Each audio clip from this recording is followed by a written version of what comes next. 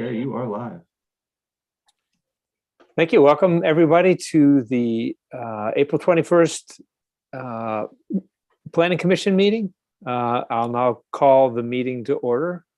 And Kimberly, can we get the roll call? Mr. Klein, Present. Mr. Spakunutis, Present. Ms. Rubio Dorsey, Present. Mr. Iams, Here. Mr. Waldman. He's muted, but I see him. And we don't have Mr. Sale. Correct. Okay. So we have 5, Mr. Chairman. Yeah. Thank you. Okay, first order of business is approval of minutes from April 7th. And let me share those.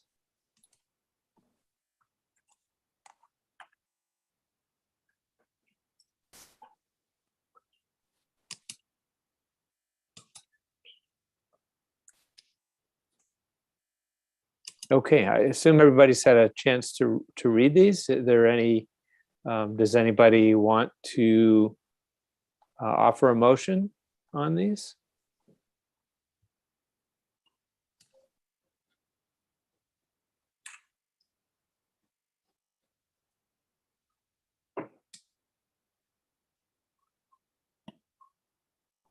I'll make a motion to approve the minutes of April 7th. Do we have a second? I'll second it then. Any discussion on these? They were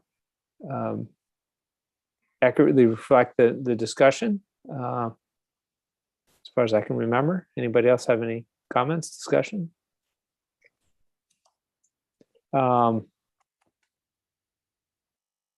All in favor, say aye. Aye. Aye. Any nays or abstentions? Great. All righty. Thank you.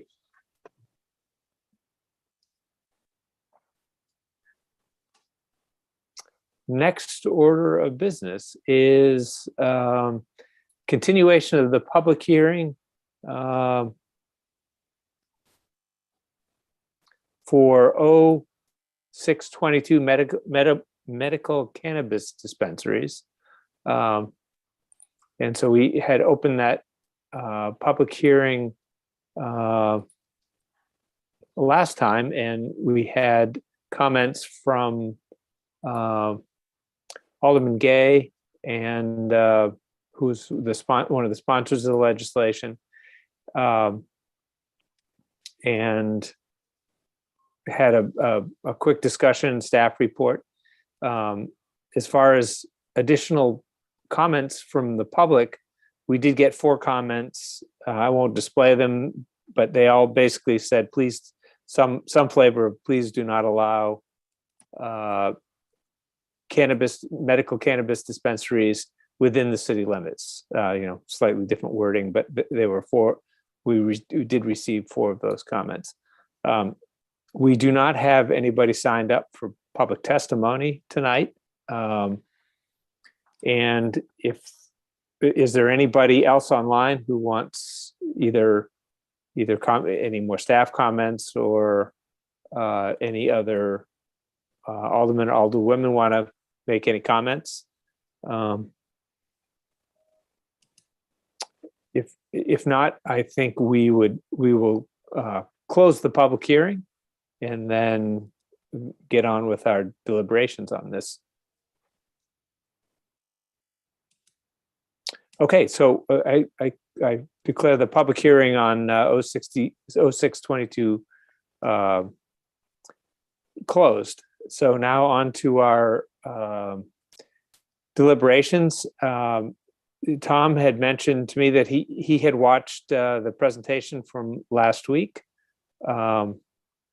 So certainly, when we get into the discussion, he's can participate. Bob, did you watch last week's meeting or the meeting from the 7th to refresh your memory on what transpired there? Or?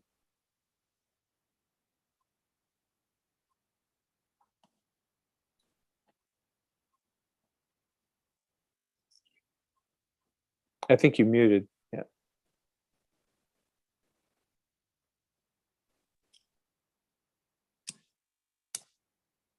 I'm sorry. No, I did not. Okay. Well, certainly we'd like to hear your comments in the discussion here. Anyway. Okay. Yeah. So, would anybody want to kick off the discussion? Well, if you want my comments, let me just ask a question. If Sure.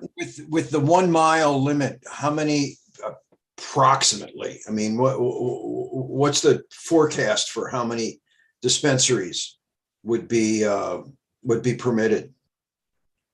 Eric, Any idea? Yeah, maybe Eric can chime in if I get the number wrong. But based on the 1 mile limit plus the 750 feet for for schools, And my sense in schools and churches and stuff, my sense is that it would end up being maybe 1 or 2 more, because then you draw another mile around around any new one that then sort of limits where something else can go. So maybe 1 or 2 more. Is that your recollection, Eric? Depending on where they go. That's about right. That's geographically, it's unlikely that there'll be more than 2 additional ones in addition to the one that's on the edge of the city today. But the advantage of having, the 1 mile limit is that even though we probably will not get more than 2, it provides a variety of locations where those first 2, those could be established. It's not just 2 locations throughout the city, as opposed to the original map, the 2 mile map, which essentially made it not possible to add any dispensaries. So that was the advantage to decreasing the distance so that it was consistent and it was modeled on what the county allows. One of the things that the county did also allow was they originally had 1,000 feet from schools, and they several years after they enacted their legislation, they decreased it to 750.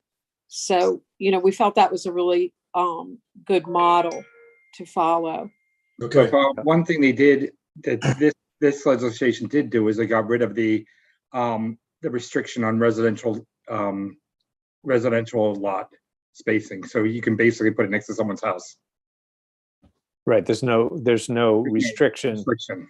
Yeah. I mean, if it's in a zone that allows a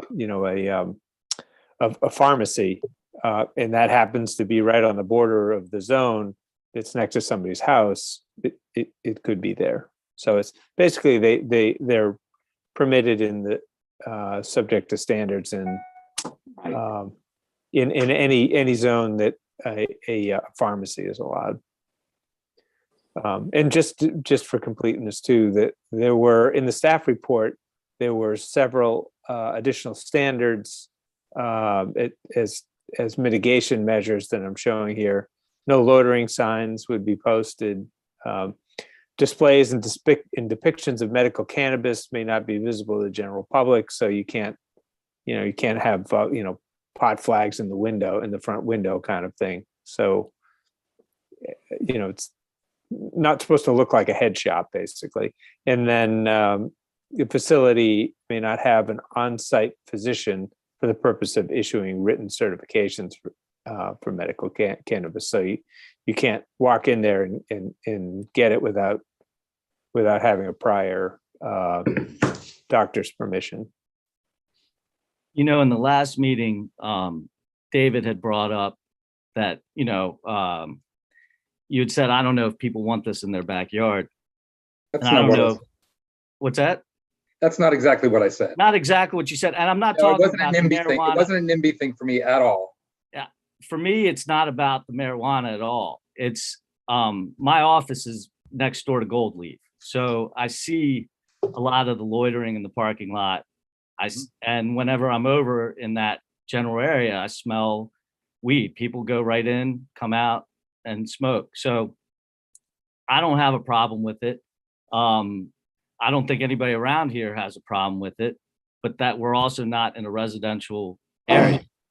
And I think, looking at the map, in the city of Annapolis, it's hard not to be in a residential area. So I think you're going to have those issues. So when I say not in my backyard, I'm not talking about marijuana. I'm not even against the dispensary, but it's just that I think it's going to be hard to find a location where you're not going to have those issues.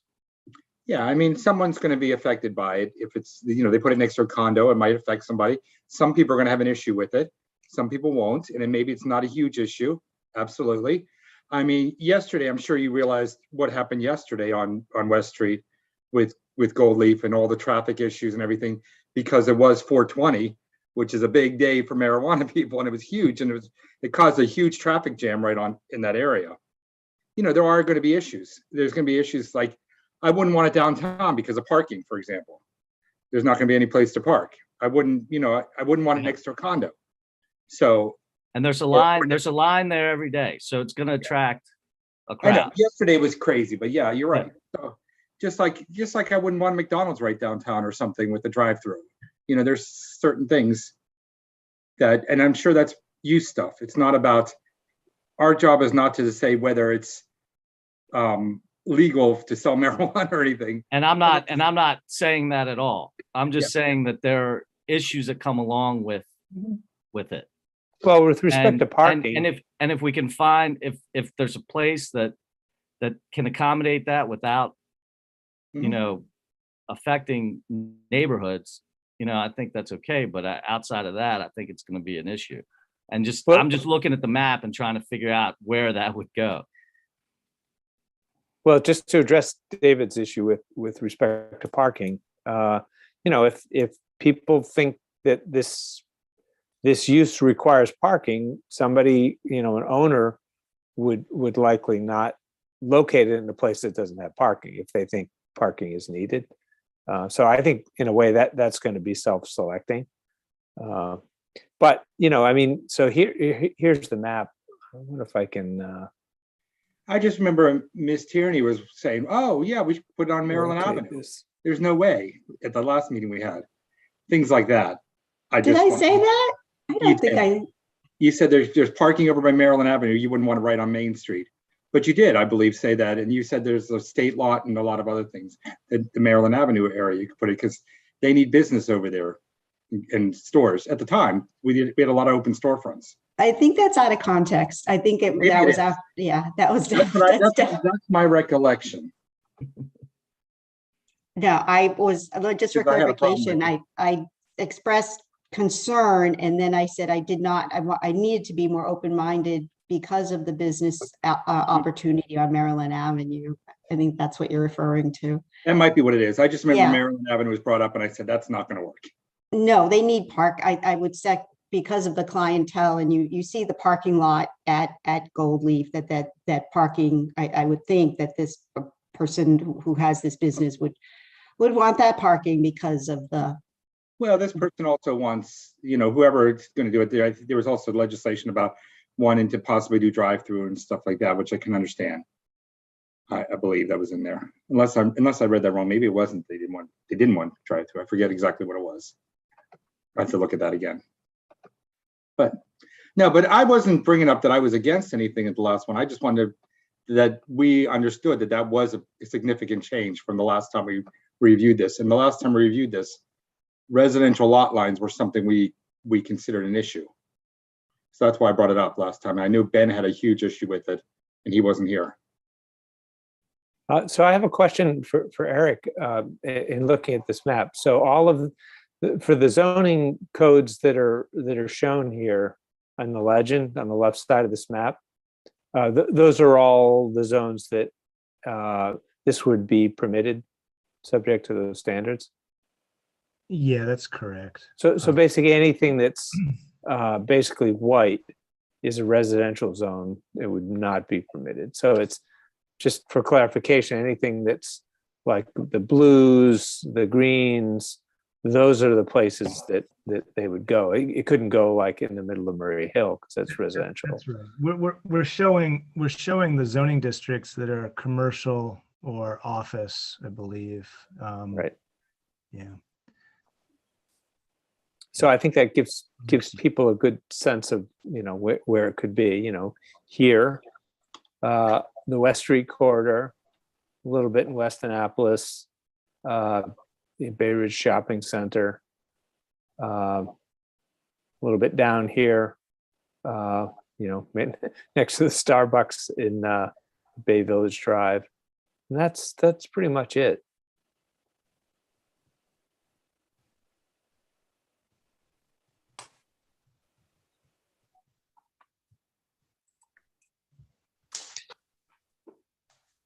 So anybody just else have? Yeah, for clarification, so when the location opens up, there's still the 1 mile buffer after that, correct? So if one were to open up in the purple area along the green area in West Corridor, there would then be the 1 mile buffer around that, which would further limit future locations, correct? Right. Yeah. So for example, if along the West Street corridor here, if say one open, you draw another 1 mile buffer, that would exclude West Annapolis, Eastport Shopping Center. So then maybe the only other place another one could go would be, down here in Ward 7 or up here, Tyler and Forest Drive or something. So, if there's one in the sort of upper right, then maybe a second one could be in the lower part of the city, the southern part of the city.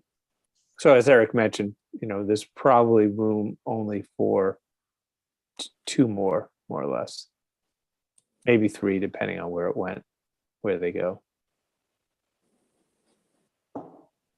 And then the other thing that we talked about, I think last meeting, was that, for when we're looking at enforcing loitering laws, that sort of thing, that would be handled by the county, right? Or No, it or would be in I'm the sorry, city. issues. Okay, so there were some issues of not being compliant that would be handled by the county.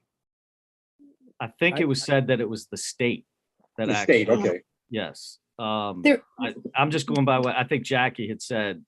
Yeah, it's the state. Correct me if Okay. I'm wrong, that the Right, state-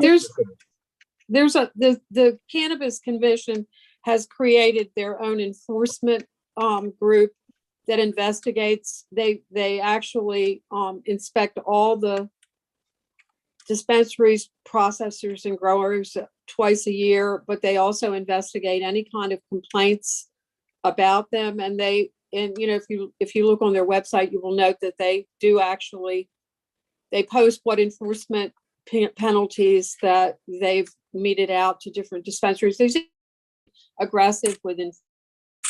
It's just, but it does require people who live in the area or work in the area where there is a dispensary where they think of this problem to report it to the Cannabis Commission. If, they are doing inspections, but if there are other issues where they're non-compliant, just like with a liquor license or anything else, it requires a participation by the citizens to advise the enforcers that there is a problem. That's Any- helpful. Yeah. I just wasn't clear. More questions or comments?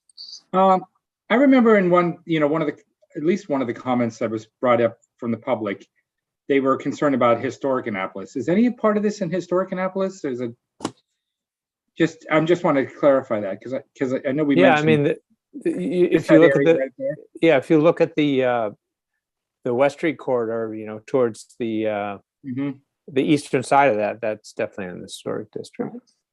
Okay. The first block of West Street is in the historic district, so that there's a portion of kind of aqua green color that would be in the historic district. Right. The right here. blue is, the other colors to it are in the historic district also. Yeah. Okay. Could we exclude the historic district? Is that a possibility? You can make any recommendation you want about I mean, if you have additional amendments that you want to make to the legislation and your recommendation to the city council, yes, you can do that. But you can't exclude a ward. But You cannot do yeah. it based on political boundaries, but you could do it based on, the historic district is actually an overlay zone. It's not a political boundary. Well, I think, we could think about that as something we might want to do just because of, one, the parking issue. But, also historic, we got to preserve the historic nature and everything else. I mean, you can't even paint your building a certain color, I don't think, downtown. And then we're going to let whoever want, I don't know. But Wait a that's, I mean, I look at this. what I should have, but maybe for me, it's just the parking issue. In in regards to the historic district, I view this in the same way that we talked about tattoo parlors. I don't really, what happens inside a building in the historic district, who cares? Yeah, for me, it's just parking.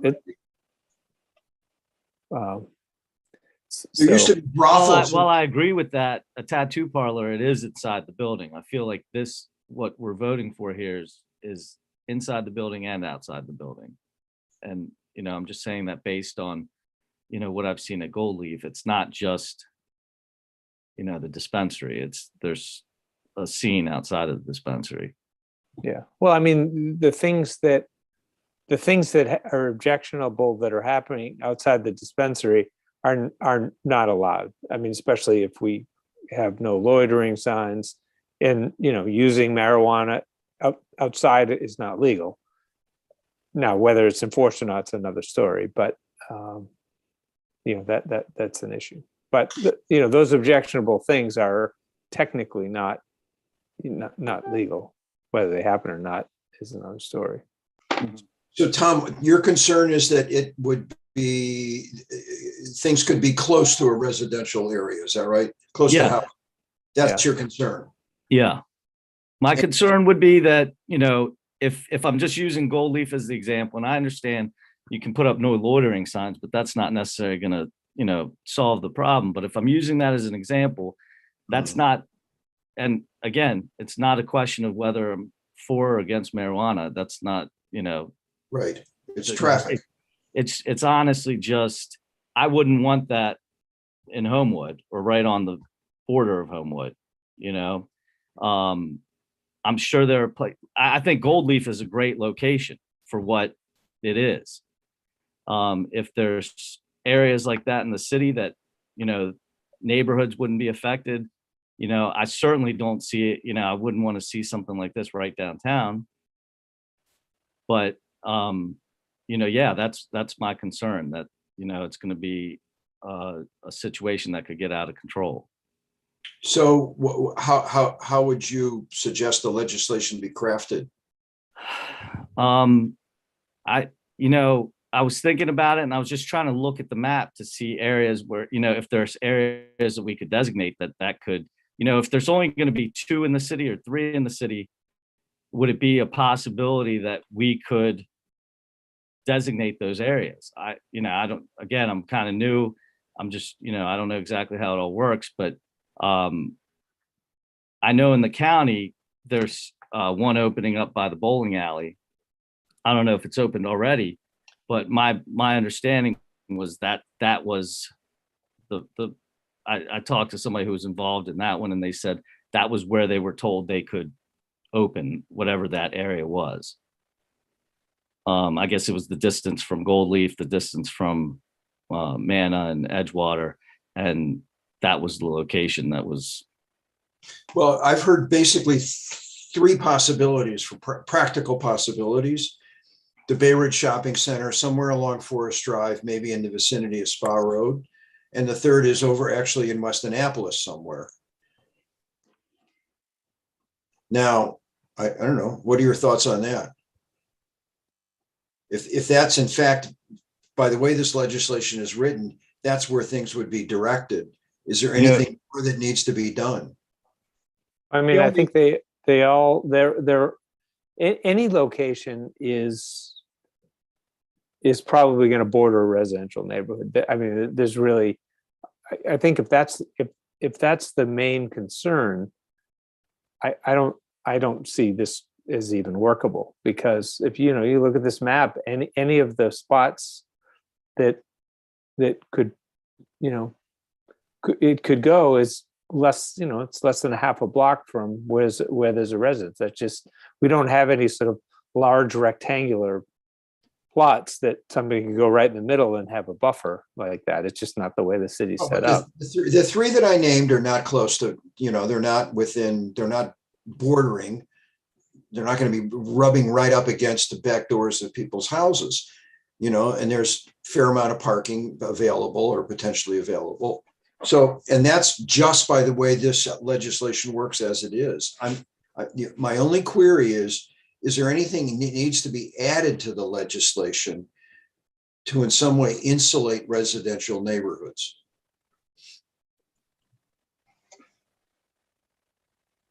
Well, I can tell you that, Bay Ridge Shopping Center and West Annapolis are going to be surrounded by residents and right up against it.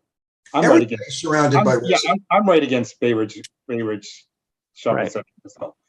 But I don't really think it's going to be a huge effect there, because there is a big parking lot there, and it's insulated. It's not going to be any more than the liquor stores are all down there in a lot of ways. But and I think if they're going to do this, it makes sense to do it in West Annapolis and in Bay Ridge, because they're far enough apart from each other. But we'll see what happens. I am concerned, like Tom is, just about the neighborhood and the scene that's caused by this, and the fact that our city doesn't really enforce a lot of stuff. That's what I'm concerned. If we had better enforcement in the city, I wouldn't have a problem with this as much.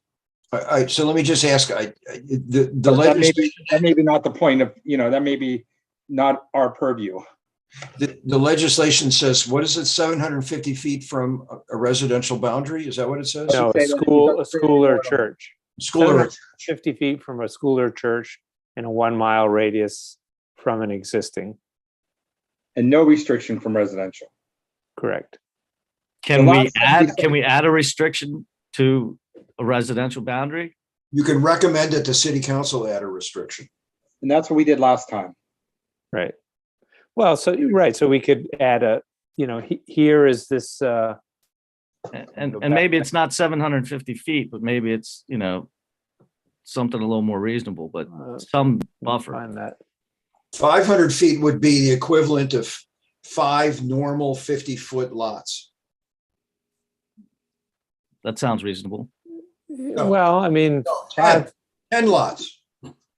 well, so if we go back to the map here, 500 feet of, if you start to draw 500 feet circles around these things, you're basically not going to allow anything. I mean, it maybe 50 feet or 100 feet, but if 500 feet, you're now essentially back to where it was before. Nothing would be allowed. I think to have it have a practical limit, it's going to be 50 feet or 100 feet, just so it's not immediately abutting. And I don't know if that satisfies the concern here. Yeah, I just worry, like, I wouldn't want to be like in a place where I'm living above a medical marijuana facility or right next to it. But if there's a little bit of space, then it's not as much of an issue. And there's different situations. You say the Bay Ridge Shopping Center, to me, that's, even though there's communities all around, the parking lot's a buffer. There's, it just seems like that would be a place that it might work. The shopping center, it opens up to the parking lot. It's not on the back. It's not Right. I feel that way too. Yeah. So I feel like that would be a location that would work, where I just don't want to open the door to somebody being able to open one right next to a residential area where there's no buffer like that. There's no parking lot buffer. There's no, where it's just immediately in a neighborhood almost. Well, I think certainly one of the zones where that is really possible is the MX zone. So that's in green, that's basically the West Street corridor.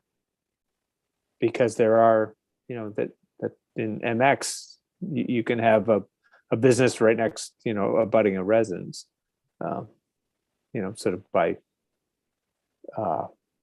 definition. So,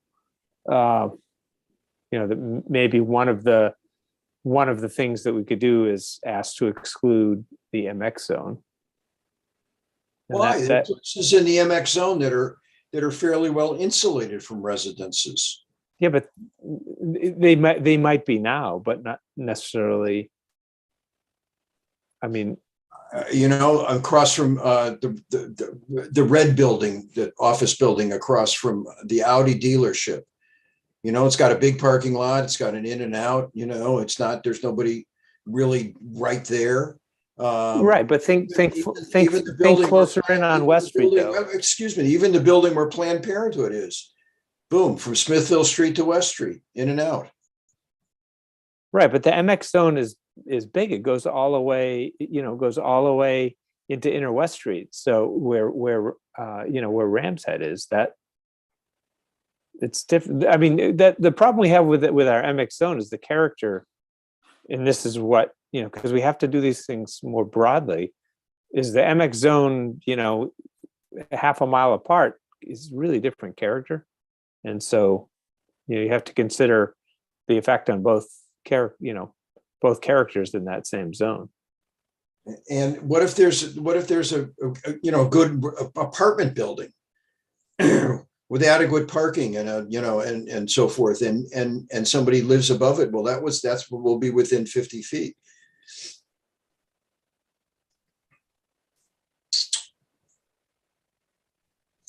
I don't know. I don't know. I mean, I don't know. Let's think about this for a second. I think there should be some residential buffer, but hopefully there's something we can come to an agreement that's in between, that we can still have something. You know what I mean? That there's a compromise in there, so that we're not like right on top of the place. Like, I wouldn't want to be next to a tobacco shop too. The same thing. I wouldn't want to be next to a tobacco shop. I wouldn't want to be next to a couple things. I think, living above a tobacco shop is dangerous to your health, for example. Well, then I mean, if that's what you want to do, then you simply set a number of feet and say it's. Yeah, but what's the number that's residential boundary? prohibitive? Wait, can we back up though? Because I think there has to be some consensus on if we're all in agreement that there should be a recommendation for that buffer. Like, I believe that because this legislation has already dedicated commercial zoning, in those areas, that there are a lot of things that as a resident, I might not want to be next to. I might not want to be next to an auto parts store or someone who has, tire shop. All those things have to be compromised. And I think that having the designation of a commercial zone doesn't require a further buffer of residential zone.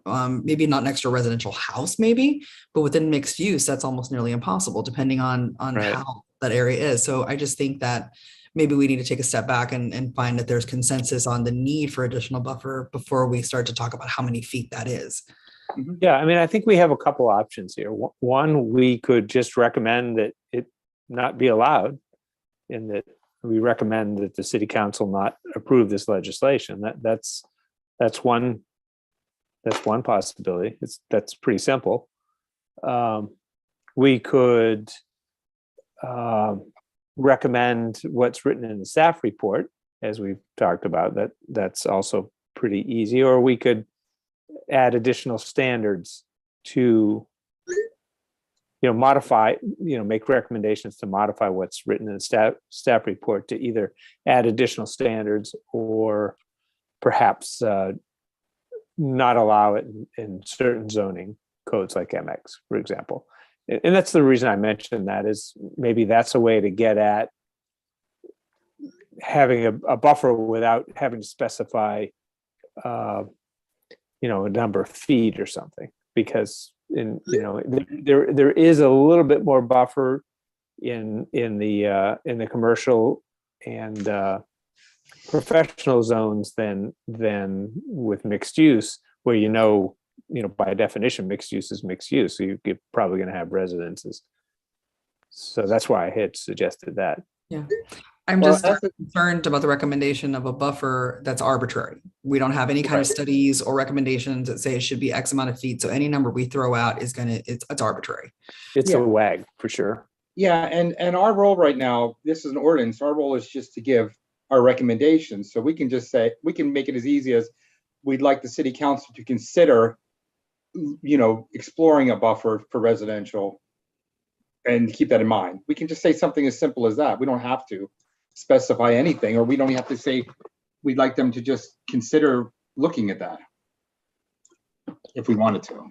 Depends Yeah, on how I mean, much- that's sort of what we did how much first input time we have around. over it. That's what we did first time around, and they came back with the recommendations in the staff report. Mhm. I don't know. I think we were a little more, it needs to be there. I think last time, maybe this time it's need to explore this further. I don't know. The person that the last time that made the very strong case for It's Ben. approving the legislation was Alderman Gay. Mhm. It's unfortunate he's not here to state his case again for why why this should be in the city, and say, for example, going to Gold Leaf out in at the by Route 2 is not close enough. I mean, he's really the person to make that argument.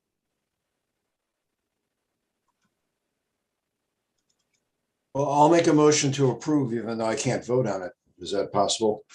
And that would be, we recommend approval of the ordinance. I'm gathering that consensus, with the added recommendation that the council seriously consider how to buffer dispensaries from residences. And we could make some suggestions that they consider excluding the MX zone, that they consider putting an arbitrary number of feet. But I don't know that we need to go that far. I mean, I think if we exclude the MX zone, we may not need to put in a number of feet. That makes sense. So I would move to Because the recommend. MX zone seems to be the only place where that could happen, where you could really get right next door to somebody. Well, I don't know. I mean, the very back corner of the Bay I mean, Ridge- I get what you're saying, Bob, that there are a couple places, but it does open the door for somebody to be right next door to you, to a residential spot. So my motion is in the nature of a general recommendation, and that they can seriously consider how to buffer residences. And that could be by way of eliminating certain zones, such as the MX zone. I don't think we've come up with any other practical recommendation otherwise. So that's, if you would like me to Well, restate. does anybody want to second that? Let me state it again. A motion to approve a motion to recommend approval of the legislation, with the added recommendation that the council seriously consider how to buffer residences adjoining any dispensary anywhere. Such bufferings might be accomplished by excluding the MX zone. And in your motion for approval of legislation, you are including the conditions in the staff report as written in the staff report. Oh, yes. Okay. Just a matter of clarification. I just want to make sure you can, since you weren't at the last meeting, you can make this motion, but I'm assuming you can, just maybe not vote on it. Yes, that's my assumption. Okay. Yeah. I will second that for discussion. Okay. Any further discussion on the specifics of that motion? I agree with it. I can say, I as someone that lives at Bay Ridge next to it, It's not an NIMBY problem for me. Yeah, same with I'm fine. West Annapolis for me. I'm close there. Mhm. I think it's just the one last comment that I'm making in discussion here that I think I made last time is that allowing these or not allowing these in my mind that's really a political issue. It's not a planning issue. I think we're addressing it from a planning perspective with recommending approval with these other things like we did last time. And if the city council wants to not allow this in the city, they're welcome to go do that. But that's a political process that's outside of our purview. So anyway, Alex, yeah. Alderman Gay, I just sent him the link because he said he was trying to log on, and Ellie said, Alderman Tierney is texting me that she has her hand raised. Oh. Oh, I didn't see your hand, but do you have something to say? Go for it. Oh, of course. I know you're in deliberations, but I just have two questions. The 1 mile buffer, and this relates to your discussion about the MX zone, the 1 mile buffer that does include the existing Gold Leaf facility, right? So you would have to be a mile away from that existing facility. And I'm working my way down West Street to see where then on West Street that would. So if you're looking at the map that I'm showing, Yeah. the yellow circle is that 1 mile radius. Okay. And allow me just to say one editorial, if you will. I just think that there's a lot of opportunity for adaptive reuse on West Street, period. That's all I'm going to say there. But my concern about our historic district is the density of the schools being St. Mary's and the elementary school, without making that a judgment. But what is the street? I can't see the spec. I'm sorry, I don't have it open elsewhere. What is the distance from schools? The buffer from schools? 750 feet. So And what you is- can see, you can see in this map that I'm displaying, in the just south of downtown, the two dots are Annapolis Elementary and St. Mary's. So you can see, you can see the effect of the 750 feet there. Okay, thank you very much. But colleges are not included in schools. It's just, Correct. okay. Sure, they're For happy. obvious reasons. Don't tell the Naval Academy. Yeah. Anyway, so so we have Bob's motion on the floor, and I think we've had Mr. Chair, if I oh, hey, Alderman Gay. Yeah. So we've closed the public hearing, but if you have comments on your legislation, please take the floor. thank you so much. I first want to apologize for my tardiness. There were multiple events going on tonight in the city of Annapolis. But just to kind of quickly touch on at least the last concern I heard as it related to the relation or just as it relates to the opportunities within existing wards. I think a number of the concerns that have been raised are well considered and well taken. However, I would implore the commission to look at the concerns that have been raised, and particularly I'll use the one that my colleague just mentioned to the school facilities downtown. While we've made a 750 foot buffer for the marijuana dispensaries or medical marijuana or cannabis is often referred to, dispensaries within the city of Annapolis, there are no such buffer for liquor stores. Mills is one that is literally feet away from Annapolis Elementary and parking facilities and recreational spaces.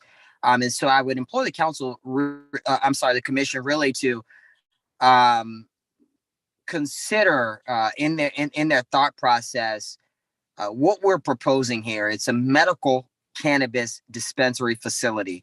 Obviously, the state is considering the use of recreational marijuana, and that will be left up to the stakeholders, i.e. the voters in November as a part of the referendum.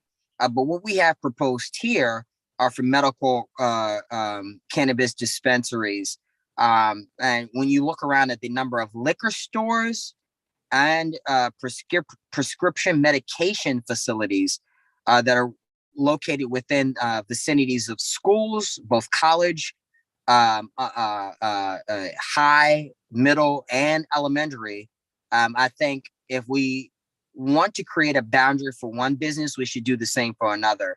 Meaning, for example, the 2 liquor stores that are on Forest Drive, which are within 500 feet of Annapolis Middle School, should be held to the same exact standards if you'd like to push these standards forward as it relates to medical cannabis dispensaries. And the same should go for Rite Aids or CVS's, which sell popular prescription pills and the prescription liquid medications, which have become extremely popular over the last couple of years in the streets, noted as lean.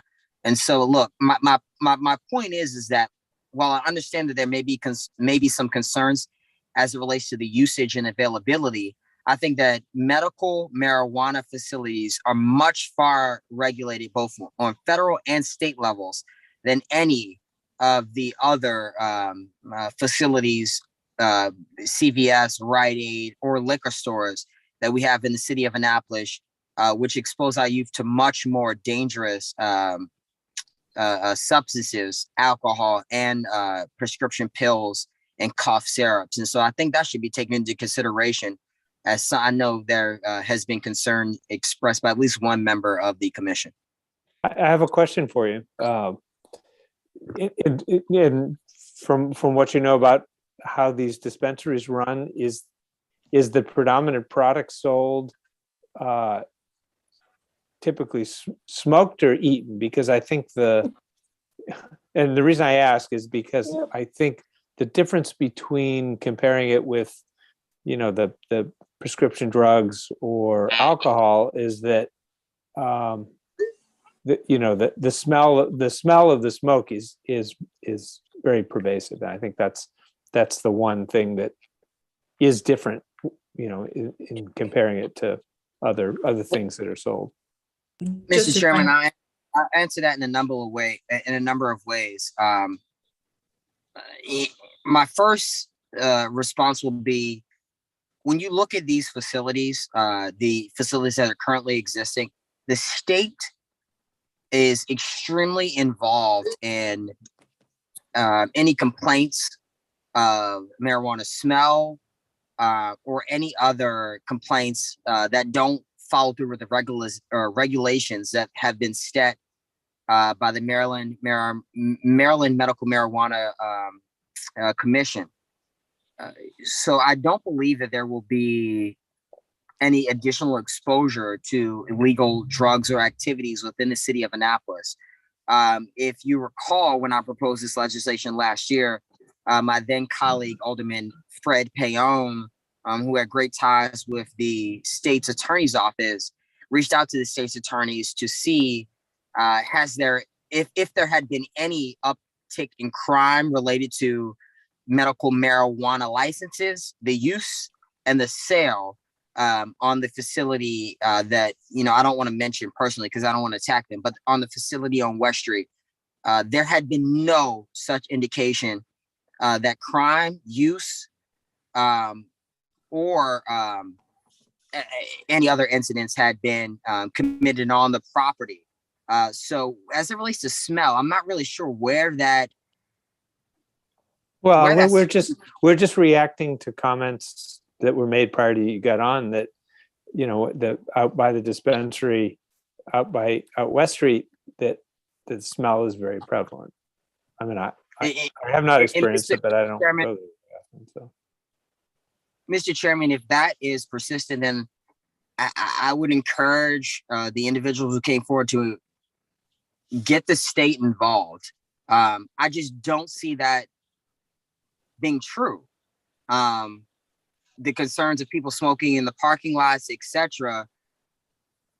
I've never seen anyone smoking in the parking lots outside of Gold Leaf. I've never seen Gold Leaf handing out, as it's been insinuated previously in public testimony, I've never seen Gold Leaf handing out drugs for recreational use to minors.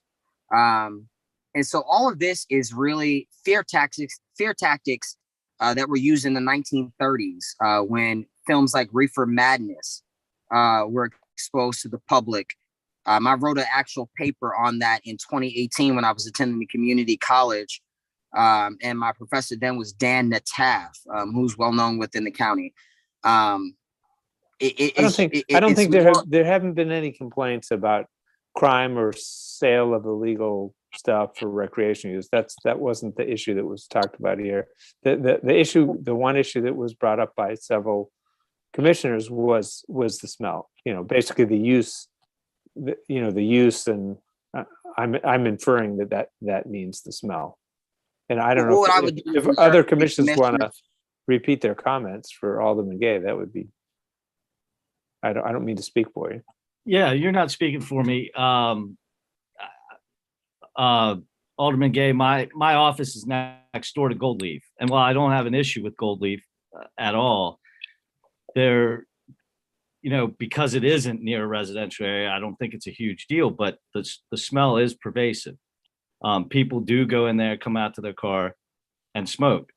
So, or vape or however it's being done, but there is a strong smell, and anyone who is in that parking lot will tell you the same thing. No one would deny that, I don't think.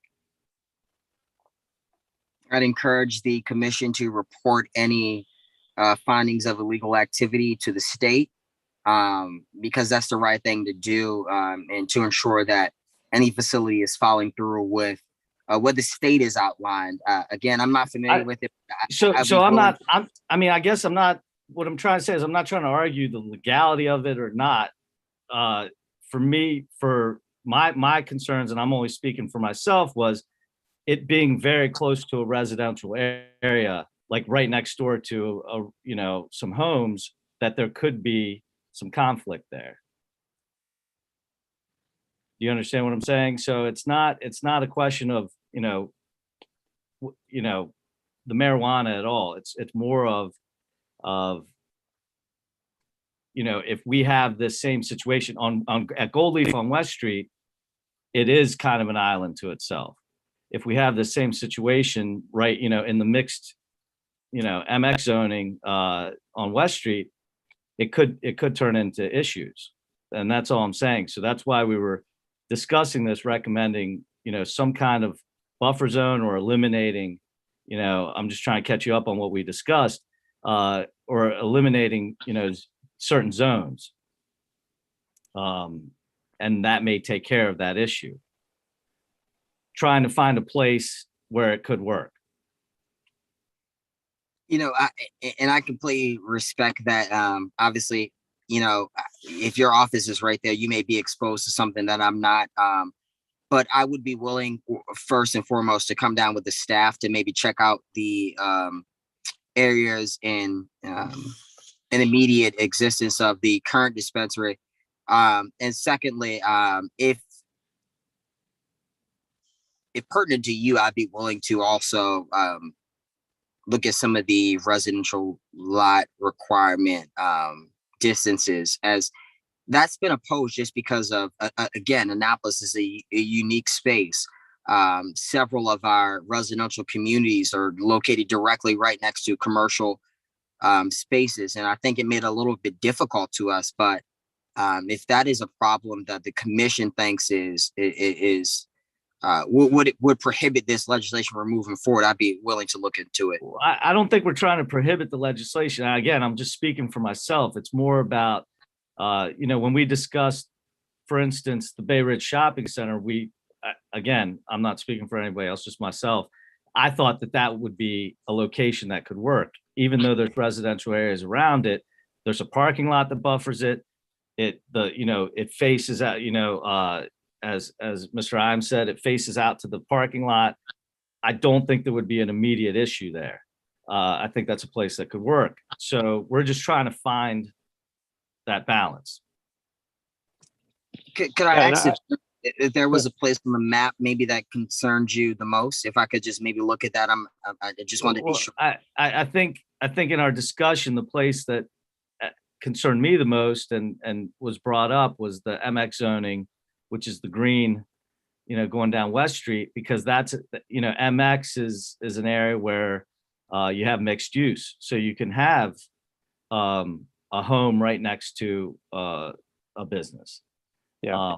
And that's the nature of MX zoning. So if we don't either nix MX zoning or make some kind of regulation, that could very well happen.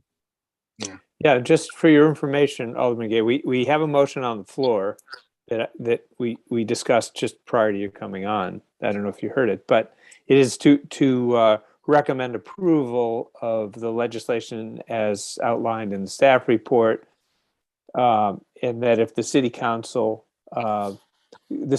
should consider some way to buffer against residential, immediate residential properties, for example, by eliminating certain zones like MX or coming up with a buffer in certain number of feet. So that's our current motion on the table that we were just, I think, getting ready to vote on prior to your coming on and giving your comments. But I wanted you to know that that's sort of where we are at the moment. And we mentioned buffer, but we didn't want a buffer that was going to make it prohibitive. Right. It's just, so we just didn't want it like right next to your house. Like the number 500 was brought up, Mr. Klein had said that, that number would basically eliminate the ability to put a dispensary in. So we were discussing, but again, that's without any investigation on that. It's hard to just come up with a number. So that's why we discussed the MX zoning. That would sort of, if you eliminate the MX zoning, then it sort of has to be in certain areas that don't have residential ties right next to it. Yeah, we were going to just recommend that the city council think about how to do that and not necessarily be prescriptive. I think that's definitely respectable. Again, considering we're talking about residential communities and the effect that it may have on their households. And so I would totally be willing to look over that with the council in the next coming weeks as it gets recommended to our bodies, our individual bodies and committees. So that I'm not opposed to that at all. Okay, well, I think, given that statement, I think I'm ready to call for a vote on this motion. So all in favor of the motion that we've got on the table, say aye. Aye. Aye. Any opposed? And I One think, One abstention. yeah, Mr. Waldman is abstaining. Okay, well, we'll prepare those findings and forward those on. So I want just, again, I know this is the second time in 2 years that you all had to deal with this, but I appreciate the cooperation. No recommendation honestly has been left out. And I look forward to working with the staff that's been so helpful, Jacqueline and Eric and Michael, into perfecting this into something that everybody can get behind. And so I'm thankful for this opportunity. Thanks for your work, sir. Yep. And sorry for the delay again. Sorry for showing up late. No problem. I know there's always multiple things going on. It's a hop in town. Thank you. I appreciate that. All right, you're welcome. All Alex, right. are you who's going to do the findings? Yeah, does somebody want to volunteer to do those? Be pretty simple, basically just putting together, for the new folks in the crowd, the way this would work is that staff would send us kind of a boilerplate, and we would, write our findings and any pertinent facts, and then our recommendation. So it's basically more or less restating Bob's motion and, the wording of Bob's motion with maybe some reasoning of why we went that way. So do we have a volunteer to do that for the next meeting? I can I'll do be it. happy I to don't know do how that. to do it, but I'll lean on Mr. Waldman to help me out. Yeah, Yeah. we can walk you through it. Yeah. And I'll be happy to send to both of you a draft, the boilerplate draft that kind of, so that it's really just focusing on your discussion and recommendation, and everything Jacqueline? else is, Could you send a Okay. copy of the staff report in Word to both of us? oh yeah, I'll do that too. Okay. Great. Thank you, guys. Okay, so now on to the next item of our agenda, new business. We're going to have a presentation discussion on the Citydoc Resiliency Plan. And I think the members of the Historic Preservation Commission are online, and hopefully they're all being brought forward as participants to participate in this discussion. And when that's all set, Julian, just let us know and we'll turn it over to Eileen. I guess you're going to kick it off, Eileen? Yes, I am. Can you hear me? Yep. Great. And as soon as Julian pulls up what will be a relatively brief presentation.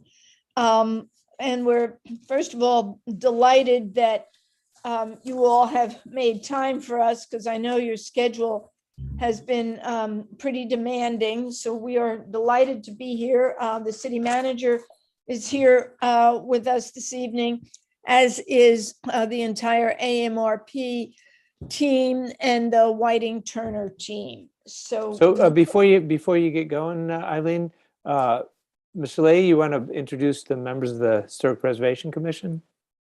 Thanks, David is Alex. here. Yep. So far, my vice chair, Bobby Collins, is here, and Kevin Smith is here so far, and I think that's it so far. I know that not everyone could make it. Who's up? And John. Tower. Yep. All right. John, I always have a blank spot for you, don't I? All righty. So, John, the chief of Historic Preservation Division. And I know several made their apologies, but we know that it's going to be available on for viewing later, and we'll be talking about it at our administrative meeting next Thursday night. Great, thank you. Okay, Eileen, take it away. Great. Julian, can you put up the presentation? I don't have the presentation, Eileen. Okay. Here we go. Sync, I think, is who's sharing now. We see it. Is this That the does presentation, not, Eileen? that does not look correct. The presentation, It's very I- interesting. I'd like to see that one. right, the presentation that Brennan put together for everybody. Eileen, I don't believe that anybody that was sent to us to forward to Julian. So does somebody on your team have it? I do. Ivan is here as well. Okay. Ivan, do you have that presentation to forward? James, I'm going to stop you sharing for the time being. Okay, guys, I'm going to go out and send it to Julian right now.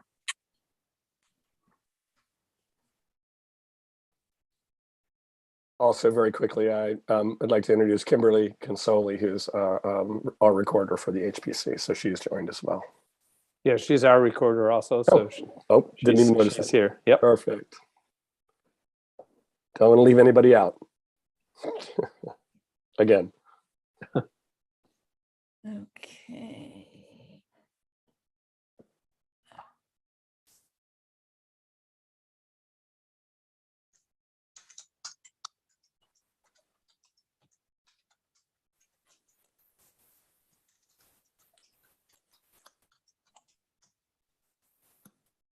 This is actually huge for Eileen to be doing this. Her technical skills are way above others. Sorry, Eileen. I had to say that.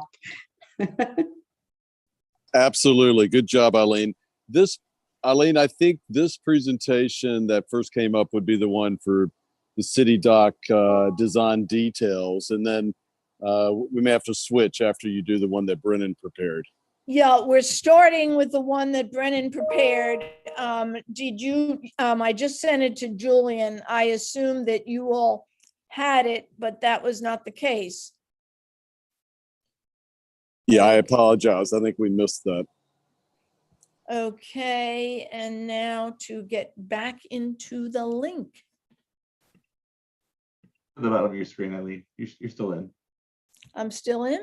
Yeah. Yeah, you could present it. You could share your, Okay, it says, Julian, it says leave and join. Okay. Well, that happened.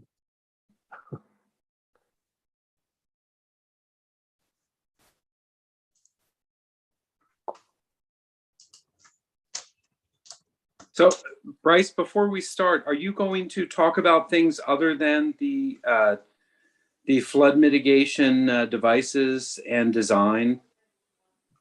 Are you going to do a second presentation?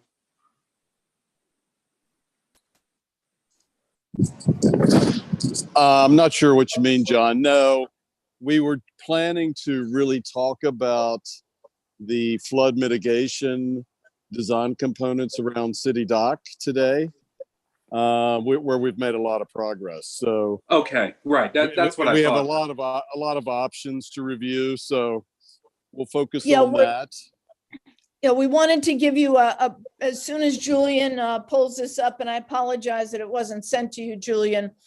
The city manager and I want to give you an overview of where everything is, and then we are going to go into the design details at Citydoc. Julian, do you have what you need? The file you sent me is not opening for me, Eileen. Okay, just one sec. Bryce, do you have the presentation there? I don't, Eileen. I'm sorry. I'm out of town. Okay. Eileen, do you want to live dangerously and attempt to present it? No, I've got it. Let me, yeah, that's too dangerous for all of us. Let me, trust me. Let me, Brennan. Okay, Julian, I'm sending it off now.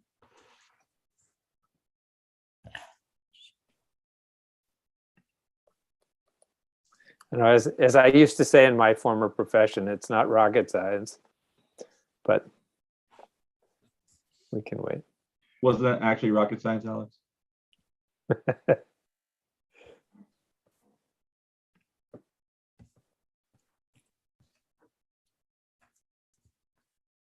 Brent, what I'm looking for, I'm trying to get, again, to send it, I'm trying to get that city insignia, Julian, off on my laptop.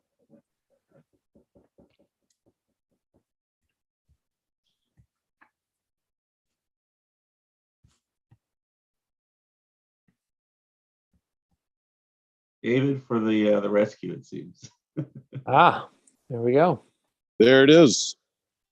Do you have it? So David is sharing. David Jarrell is sharing it. Yeah. Okay. Is it up on the screen? It is. Yep. It is. Leave it to the engineers. Okay. David, if you go up to your view, you can make it bigger too. How do I get back in with you guys? You're in. You're It's just here. an icon. It's just an icon on the bottom of your screen, Eileen. You should bring it back up. Where do I put it? Where is it? Just at the bottom of your screen, you should see the little zoom icon. It's just behind.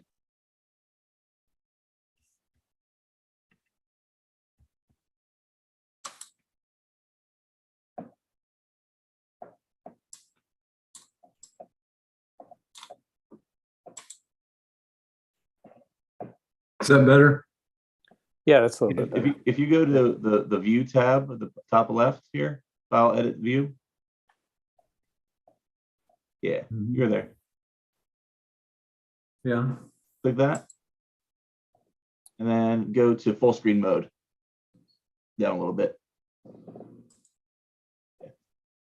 How's that? There. Beautiful. Now you just hit the arrows and it'll just work nice for you. Okay. Yeah. All right, Eileen, take it away. She left the camp. She's coming back in now. Oh, she did. All right. Well, let me get started until she comes back. So thank you all for having us tonight. Eileen and I just wanted to give some quick background on where we are on this collective project, the two parts of it. So I think you all know that about 2 years ago, we started this whole process with the solicitation to hire a firm or a consortium of firms that would both build a new garage as well as doing Citydoc resilience and revitalization using some of the proceeds from a concession payment for the garage. So we awarded that contract to a consortium called AMRP, Annapolis Mobility and Resilience Partners. We've gone through, and you all know this very well, the design phase and permitting for the parking garage. And the parking garage is actually, the site preparation for that has started. It started in early April. And the garage is going to close and demolition is going to start in early May 2nd. So the way this is structured is as a P3, public-private partnership, whereby we grant a concession to the company for home and garage. They finance, design, build, and then ultimately operate and maintain the new parking garage for a 30-year period. They do all the financing for that. They get proceeds greater than the cost of the garage, of which they give over in the ballpark of $20 million to the city to use for Citydoc. We also get revenue each year, approximately $1 million a year of revenue from the garage to use for our transit system. So we're soon being about 14 months, going to have a new parking garage. As I mentioned, the construction is going to start in earnest on May 2nd. Gorman Street will be closed. The garage, of course, will be closed. Eileen's going to talk a little bit about the mobility and parking plan that we have during the period that the garage is under construction. The good news is that the new garage is going to be an increase of about 165 spaces. So it's going to go from 425 in the current garage up to 590. It's going to be state of the art. It's going to have solar panels up on top. It's going to have full stormwater management controls. It's going to have EV charging. It's going to be a great facility. And you all participate in that, and you all made the facility better. So we really appreciate all of your help and good ideas for the garage, both groups, both HBC and the Planning Commission. So thank you for that. So construction is going to be 14 months. We're going to try and minimize the disruption to the neighboring buildings and businesses. As this says, deliveries will still continue through, there'll be a lane of traffic through Gorman, but essentially the street's going to be closed. It'll be a big construction effort on a very small site, so it's going to be constrained and it's going to be tight. And we'll be glad when we get through the 14 months of this and open up a brand spanking new garage. So with that, I'm going to turn it over to Eileen, and hopefully she's back on so she can I am talk back about, on. all right, the parking I and am here. mobility. And I will, David, are you managing it or is Julian? I am. So just let me Okay, know. I'll let you know. So thank you so much. as you have just heard from David, a tremendous amount has gone into getting us here, not the least of which has been the incredible work of both the HPC and the Planning Commission. So with the mobility and parking strategy, we've mentioned this before, but a lot of it now has fallen into place. We, the city, have relocated all of the city employees, 120 city employees, out to Park Place. And then 128 pass holders have been relocated either to Knighton or Gott's Garage. On top of that, there are 300 close-in spaces. Gott's Garage is the largest single location for those spaces. And again, the goal is to have the customers park there. Visitors, and you'll see as we go through this, will be captured. We hope to bring them to Park Place and then bring them in on one of 3 forms of transportation. There's messaging, signage, social media messaging. And then for the employees, there's monthly parking at Park Place. There is monthly parking at the Graduate. There are some other locations for monthly parking.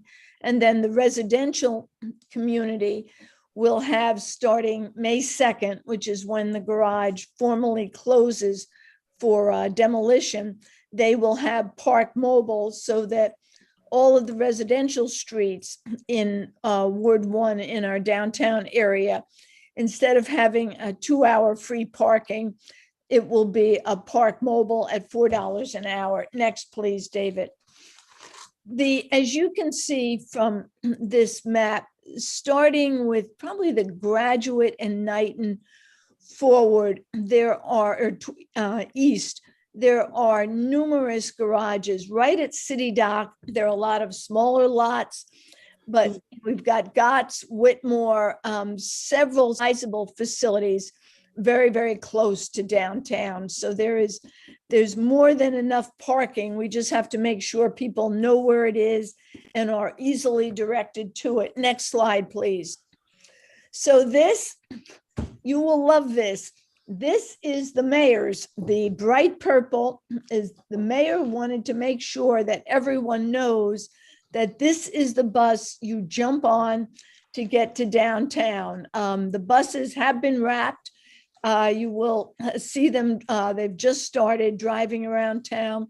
And again, it's a loop. If we go to the next slide, David, it's a loop that starts out at Park Place and then has numerous stops to bring people into downtown, all the way into downtown.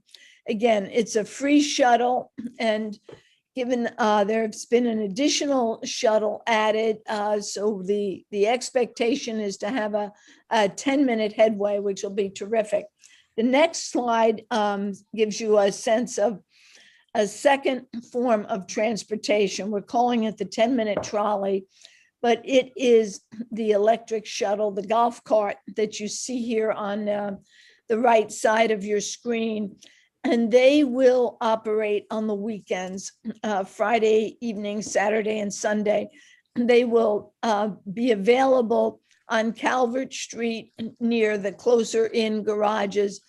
Do a loop, and I've ridden it. It's definitely a 10-minute loop. They've got some shortcuts through alleys down to Francis Street and back. And the idea there is for people that don't want to walk from Calvert, Gott's, Whitmore, and those garages, they can jump on this 10-minute trolley, which will be circulating most of the day on Saturday and Sunday, as well as Friday night. Next, please. So this is our newly wrapped VIA vehicles. VIA is our service provider for, we call it micro transit, but there'll be 4 Toyota Sienna vans. You will book them on an app or call. It's $2 a person per ride. If you have others with you in your party. It's $1 for each additional person. And it's a very sizable service area. It starts at Route 2 over to West Annapolis, to Forest Drive, and then, of course, into downtown and into a good portion of Eastport. The whole VIA system will go into effect starting May 17th. Next slide, please. This gives you a sense of the attempts that are being made to cover most of the prime times for people. Monday through Thursday is, of course, the shuttle is available all day, every day, except Sunday to 11 o'clock at night, starting early in the morning. Starting on Friday, we add 2 things. We add the trolley, which starts in the afternoon through 11 at night, the 10-minute trolley, the golf cart. But we also add VIA, which will be Friday night, as you can see, Saturday, noon to 8 p.m., Sunday, 11 to 7 p.m. So on the weekends, there will be a lot of options for people. And there are certainly options as well during the week. Next slide, please. The website, which I hope you've all had a chance to take a look at, accessannapolis.com. The website identifies the different parking garages, how much they'll be, so that people can figure out where they want to park and what they want to pay for it. And that's being updated daily. Next slide, please, David. You will have started to see in the last few days these signs go up, particularly on West Street, directing people to where they should park. The next slide, please, David. You'll see as you come into the circle at Taylor Avenue and West Street, very specific directional signs, and then all the way in West Street, there are additional signs that will be going in on Rowell Boulevard as well. And our partners, Visit Annapolis and the Naval Academy, are working with us to spread the word. So hopefully we are going to be up and ready on May 2nd when the garage starts coming down. And with that, I'm going to turn this to, I am not sure if it's Ivan or Bryce, to start to talk with you about the details, the design details for Citydoc. Yeah, thank you, Eileen, and I appreciate everybody's time. It's been a while since we were here last, and we're really looking forward to sharing some of the. I'm sorry, can I interrupt? Can I interrupt Yeah, you for just a second? Before we shift on to a new topic, I just want to make sure there aren't any questions that anybody has on the stuff Eileen just went over. I have several questions, actually. Yeah, I figured. I have one too. Go ahead, David. Okay, so I serve also as the vice president for the Annapolis Summer Garden Theater and the director of communications. Our president met with the mayor and with Mr. Callahan, I believe, a week or two ago, about, I personally am kind of convinced that this administration is going to really cause a lot of damage to the Annapolis Summer Garden Theater for a couple reasons. One is because of all the stuff that they're doing downtown with noise and with what's happening with faucets and what's happening in Susan Campbell Park, that if it's not handled appropriately, like speakers turned not so they go over the water and amplify music, or faucets having speakers right outside garage doors that are open and saying, well, it's not outside, but it's pointed outside. Or with regards to this, we have a number of people that are senior citizens that come to the Annapolis Summer Garden Theater. Annapolis Summer Garden Theaters, it's the 55th anniversary. They've been around since 1967. It's an outdoor theater. It's got a lot of an older crowd. Our shows are over at about 11:15, maybe 11:30 at the latest by the time people get out the door. We talked to the mayor. The mayor basically said, well, 12 o'clock doesn't seem unreasonable.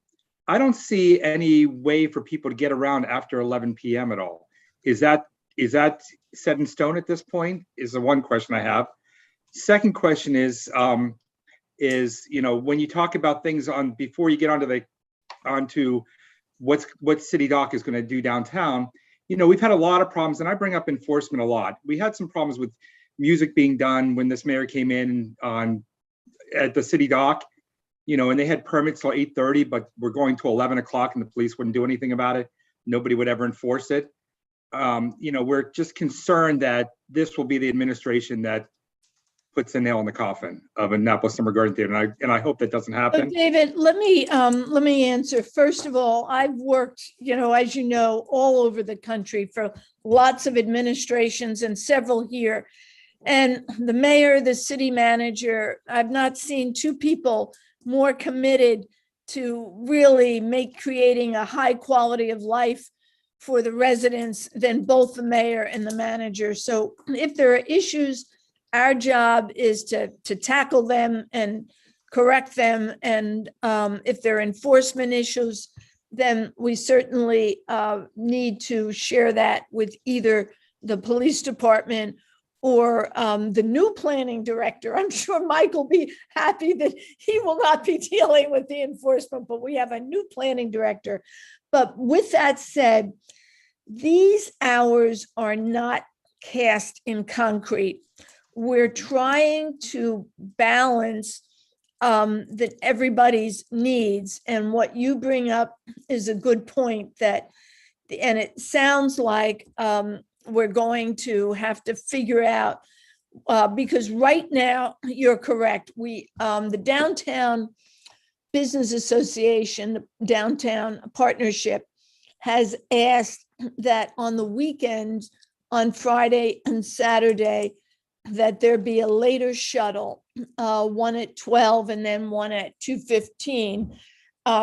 They have asked for that. I'm assuming, are most of your plays on the weekend? They're Thursday through Sunday. A lot of the older people come Sunday nights because of parking primarily, and they don't have to work the next day. But they're Thursday through Sunday, and most of our senior citizens are either Thursday or Sunday nights. Okay, and how late on Sunday? 11:15, 11:30, depending on the show. Probably 11:30 by the time they get out. Okay, and so if there's a rain delay, it could be as late as 11:45. okay, well, I can't promise you it will be exactly as you would like it, but what I will commit to you is that we will try and figure out, we've got 3 different options, and it may be that our easiest option, how many people do you have at these? We have about 160 to 180, somewhere in there, depending on, I think right now we're doing 163 because we have a little extra space put in for COVID spacing. Okay. And David, that's every weekend through the Every summer weekend period, so- from Memorial Day through Labor Day. Okay. So the other thing that we're working on that Eileen didn't mention is the valet service. Chop Tank's going to set up a valet service when they open. We're going to tie into that for the downtown area. So that's something else that may help. Good point. Your clientele. But we definitely will look at extending the shuttle hours too on those nights that you have performances. Yeah, I think what it is we open Memorial Day, which is not that far away, but we'd like to be able to tell our patrons how they can get to the theater, and how they can get there, so they're not an hour late, or they're not stuck there. That's the one. And the only other question I had for you guys while you're on the line is Maryland Avenue. They closed down the Market's Square for restaurants last year for COVID and a lot of things, and they took away a lot of parking on Prince George Street. A lot of the stuff that a lot of the customers would park on, because there's not a lot of parking in that area. Is that going to happen again with this? Are you going to take away like the mixed parking on Prince George Street again? And I just want to keep in mind that Maryland Avenue doesn't have a lot of parking around that area at all, and the businesses are full right now. So just keep that in mind that just because you're giving more residential spaces you're also taking away parking for businesses as well. And that's all. Alderwoman Tierney knows that knows that situation very well. So yeah, a lot of people seem to think the state lot is open, but the state lot doesn't open until 6 o'clock, and that's that state lot's not an option. And so if everybody's parking on weeknights, yeah, on weekends it's open all weekend, but on weekends, yeah, it's but not open during the all week. That half street parking situation is going to change with the implementation of this Park Mobile in the area. So essentially the residential only parking is the 2 hour free, if you will be replaced by metered parking, meaning Park Mobile. And I do want to add, to address your concern, David, that in this budget fiscal year 2023, we are adding a enforcement person to work part-time from Thursday nights, Thursday night, Friday night, Saturday night, to address the concerns that you addressed previously. I'm not sure which ones they were, but that's okay. About the noise and lack of enforcement. Yeah, I think the issue is, right before COVID, we had an issue with a band that would just do like a jam band all night long, and the police would not do anything about it. And we went to the mayor's office repeatedly, and they didn't do anything about it. And they said people are enjoying it, but it was overpowering our theater, because you have to realize when you point speakers over water, it amplifies the music. And you could be like right next door. There was a faith festival one night, and it was just across from Caesar Camel Park, and all you could hear for the first half of the show was hallelujah every 5 seconds. It was one of those things that they don't realize how loud it is when you point the speakers across water. And maybe it's just a matter of how you orient things, and turning things off at a reasonable time, and don't let them go past whatever is approved. So that's all. Thanks very much, David. We will be on it. Great, thank you. I appreciate that. Anybody else? All righty, well, let's keep going. Alex, did you have a question for us? I think it was indirectly answered, but mainly dealing with employees getting off at 2 or 2:30, and if they're they're cost conscious and parking down at Park Place, for example, a way for them to get back to their cars without having to walk through a garage alone, presumably with lots of money in their pocket. So I mean, this has been the age-old employee parking remotely thing that I'm not sure it's that much different now, maybe exacerbated some. But I didn't see anything there that deals with that scenario. There's been Alex, we had a good meeting just last week with the businesses on Main Street and others, but that was definitely an issue that was brought up. And that's why we're looking at extending the hours, at least on Friday and Saturday nights, and others as needed, as we talked to David about. But for those late night, not only the late night employees, but the late night customers that might park further out and need a ride, especially after drinking all night. Yeah, nobody wants to have to walk alone through a dark garage. Right. Okay, thanks. Good to know that's being discussed. Thanks.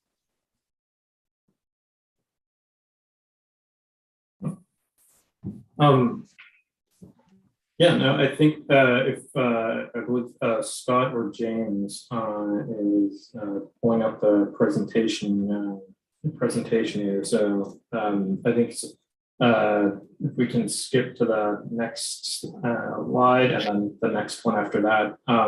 So we'll be, as just a little bit of a recap, because it's a little while since we were presented last. So as you might remember, we've tried to divide the entire Citydoc project into separate zones to combine areas and kind of make them a little bit more digestible, both when it comes to design, but also the review process that we're starting a little bit more in earnest today. So the plan is from our side to look at kind of the A and A through B3 is really the first first part of the project that we'll be addressing, and first part of the project that we'll be reviewing here more in detail today. And then subsequently, we'll come back with the area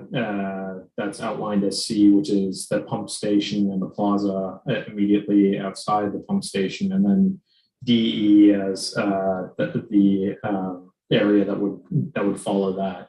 And what we are hoping to do today is run through some of the different flood barrier type options and design approaches that can be made, because those will, in some ways, as you'll see, kind of flow a little bit into the remainder of the Citydoc project. So without too much further ado, I'll hand it over here to Scott and Bryce to walk through some of the different options that we've been exploring, and some of the pros and cons that we see. There's always going to be trade-offs when it comes to the cost or complexity and execution, and we're trying to find that right balance. So with that, Scott, I'll hand it over to you. Thanks, Ivan. So as Ivan said, we're going to be talking about basically the different strategies for resiliency, and we're taking it all from Bertis House all the way to Donner Park. We haven't yet resolved resiliency with the owners from 110 compromise further. So what we're showing tonight will end at compromise, at 110 compromise. And there's 4 different options. The first, the magenta color at the top, is a solid flood wall. That's basically a seat wall height that is up at because that's a raised area, it's up at the elevation 8 that we need to be. The orange is passive horizontal barrier. That is a barrier that lies horizontally and then flips up. The passive vertical is the yellow, which is one that's actually does just what it says. It's a vertical wall that just floats straight up from the base. And then the blue is a glass flood wall that would be placed on a lower, like, brick wall to get us to elevation 8. So I'm going to show you each of these so you can understand literally what they are. So, and these are color coded as we go through. So if you look at the bottom of each section, you see the orange is the horizontal, the yellow is the vertical, and the glass is the blue. As we go through the views, you'll see those are color coded. So starting on the left, the horizontal, this is what we're calling the flip up wall. It basically sits flat and then flips up, as you can see in the diagram up at the top. And it needs a wiper wall, which are those blades in between. It needs a wall to flip up against as it goes up. And then it just recedes when the floodwaters recede. The center one is the vertical barrier, the pop-up, which you can see it literally sits below grade and then pops up as water floats it up and locks into place. This is, I should say, this is the most expensive solution of the 3 that we're proposing, and there's some engineering issues that we haven't vetted yet because of the depth that it has to go below grade. We have to really study all the way around the dock if we can go as deep as we need to go to reach the elevation 8. And then finally on the right is the glass flood wall, which is which we would put on top of an existing wall. This is probably the least expensive. And what you do, you basically have a solid wall and then a transparent wall that's permanently in place. So I'll take you through the different views. So the views, these are the, if you look at the magenta triangles, they are view arrows that will take you through 1 through 6. They're from the Nicholson plan, those views of the historic area downtown. So I'll start with view 1, which is across Dock Street. And so that's the current existing condition. And you'll note here that there's head-in parking. What we're proposing to change is that would be parallel parking along that edge. So you'll see that in the view. So this is the proposed view, which would, we are raising the promenade up to 5, which is the elevation of the current existing bulkhead. And we're proposing in this area to do the passive vertical barrier, which is the one that will be in the middle of the promenade and it'll just float up. What we have is that parallel parking along the curb. That's at the elevation 2.5. There's a planter, a low planter that gets you up to 4 and then ultimately up to 5. And so you'll be able to get out of your car, walk along this edge, and then get up to the promenade at various points where there's stairs, breaks along this edge. And then the next slide shows the flood barrier deployed. So in a serious flood event, that wall comes up to elevation 8, and that's what you'd see. What's nice about the solution is that you still have access. Pedestrians have access all along the promenade and even along Dock Street during a flood event. So it's nice, but as I said, it's the most expensive solution, and we still need to study if we can get that low below grade at the dock. So if we go to the next view. So we're in the middle of studying the dinghy dock area, which is why we chose an aerial view here. This is probably the most complex as you go around Ego Alley for us. And so the views we've chosen are at this level, so it's easier to see. And we're actually going to show you 3 options and end with the one that is the preferred. So I'll begin with the first one. So this is all glass. So this would be a low wall at along Randall Street, turns and goes up Compromise. We raise the dinghy dock to the promenade level, so it'd be at 5.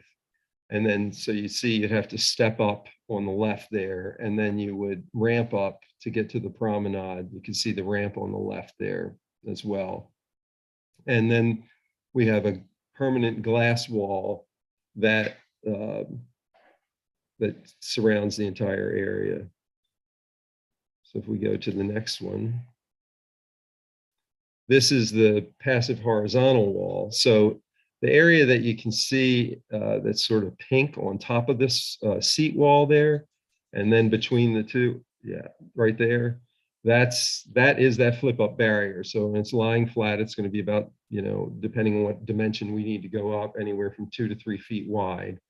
But you can sit on it, you can walk on it, you can, do anything. And what happens is that will flip up, and then you can see at the corner those wiper walls. We need that longer pilaster there for the flip up to be able to wipe along that face and come straight vertically up. So that's the situation that you would have in a flood zone there. So what this does is it gets you the passive, you get the views open all the time. We limit the glass section to along Compromise. And we have this low seat wall all along Randall Street. And the dinghy dock, sorry, go ahead, James. The dinghy dock is at the same elevation as, so it's at 2.5, so it remains the same. It's raised up slightly. It's about a foot higher, or foot and a half higher than it currently is. So all the Randall Street sidewalk and the dinghy dock are the same elevation. And then this is the preferred option, which is we have the passive vertical barrier. So you can see that line that slightly darker line that comes down along that ramp, turns, goes along the face of the dinghy dock there, and then back to the existing bulkhead. We're proposing a low planter out at the street on Randall Street, and you can see, I think, James, you can point to it. What's nice about this one, we actually get the Alex Haley statue back into the plaza there. He'll be sitting on the bench, as will everybody else. So it's a nice broad bench. And then when this flips, in a flood event, you'll go to the next slide. You'll see there is the wall popped up. But what's great about this is you have total access all along Randall and Compromise and up the promenade, up the ramp, and all along Ego Alley. So as I said before, the issue here is we really need to engineer this and see if we can go that depth, because as you can see, it's about 5 feet there, 5.5. So we go to the next one. So this is the view across Market, from the Market overlooking at Ego Alley. It's the current existing condition, and I'll show you all 3 options. This is the glass wall that we had talked about. So that was the wall right at Randall Street with the glass on top of it. That's a permanent situation. Go to the next one. This is the passive horizontal. So that's basically like a seat wall there that you'll be, so you can't, the floodgate is horizontally along that large seat wall. You can see to the right, there's a person sitting there facing out to Ego Alley. So then deployed, it will look like that and raises up to elevation 8. So if we go to this is the final scheme, and this is with the vertical barrier, so they just pop up. So basically you're looking at this low planter, kind of the situation that you have now.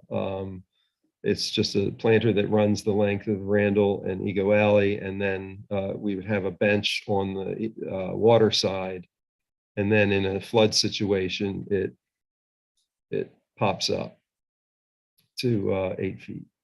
Elevation 8, I should say, not 8 feet. It's elevation 8. So now then we'll take you up to Donner, or rather to Donner Park. This is the view across the street, looking across at Donner Park, and you can see there already is that low brick wall. We're proposing that we would, and you can see the existing concrete bulkhead with the interpretive panels to the left. We're proposing that we add to that wall and put the glass railing on top, you'll see. So this would have the glass wall above it. We're taking the opportunity to create sort of a sign wall there for Donner Park, because behind that is a large transformer that we'd like to block. And what it does is it allows us to get that passive vertical barrier that will just pop up between those two. So we need that edge for that gate to pop up through there.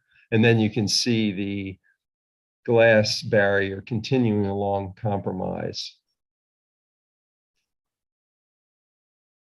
And then that's with the passive vertical barrier, so it blocks off Donner Park in a flood event. And then looking across Ego Alley from Donner Park, just to give you an idea of what the new promenade height will look like. Go to the next slide. That's the new promenade height. And you can see Ego Alley at the lower level. And then we would, in a flood event, it would look like that. That's using the passive vertical barrier. So go to the next one. Then looking down from Main Street to the area, you can see that the further you go up Main Street, you really lose any views of Ego Alley, but you can see beyond to the bay or the Severn. And but so what we decided is let's look down at the base where you're really looking, and you can see in the distance in this view, you can see that low wall at Donner Park and the cars parked in Donner Park. When we go to the view, just to point out, the trees, the existing trees will be in black, and the proposed trees will be in green. So you can see the difference of adding the trees that we're adding along Dock and in Donner Park. So if you flip to the next one, there you can see the wall along Donner Park, the trees, and then the existing trees in the circle, and on both sides of Main Street are in black. Those are the existing trees. And then really faintly behind those crepe myrtles of the circle, you can see the trees going up Dock Street. So there, thanks. So I think with that, we're through. So I can answer any questions or let someone else answer questions. And but that sort of concludes the resiliency part of the presentation. What raises, or who raises or lowers these things? How are those decisions made? Both of them are raised by the water. Water flows in. Maybe if you go back, James, to the photos, they're buoyant. So I'm not an engineer, I'm a landscape architect, so maybe somebody else wants to help me out on here. But what basically happens is the water comes in and floats the gates up. You see how it comes in at a lower level there? Mm-hmm. So they basically are buoyant and flow up as the higher the water goes, the higher the wall goes. So Dave D here, the gates are hydraulically operated, so it doesn't require any manual assistance. Right. And the other thing to point out, Scott, is they only rise to the elevation that's necessary to keep the floodwaters back. So if the floodwaters only rise up a foot, the wall goes up a foot and the gate comes up a foot, or the flip-up barrier only comes up a foot. They don't deploy to the full height unless absolutely required. Have they been used elsewhere? Yes. That's my question exactly. Well, we're a number of places. We've talked to a number of people that have them. Just the Pendry in Baltimore, I know, has the flip up at their at the far entrance in Fells Point. They have them as you come into the hotel.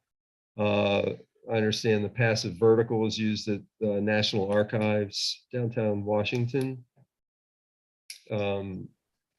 And if anybody else on the team remembers other ones, I could mention them as well.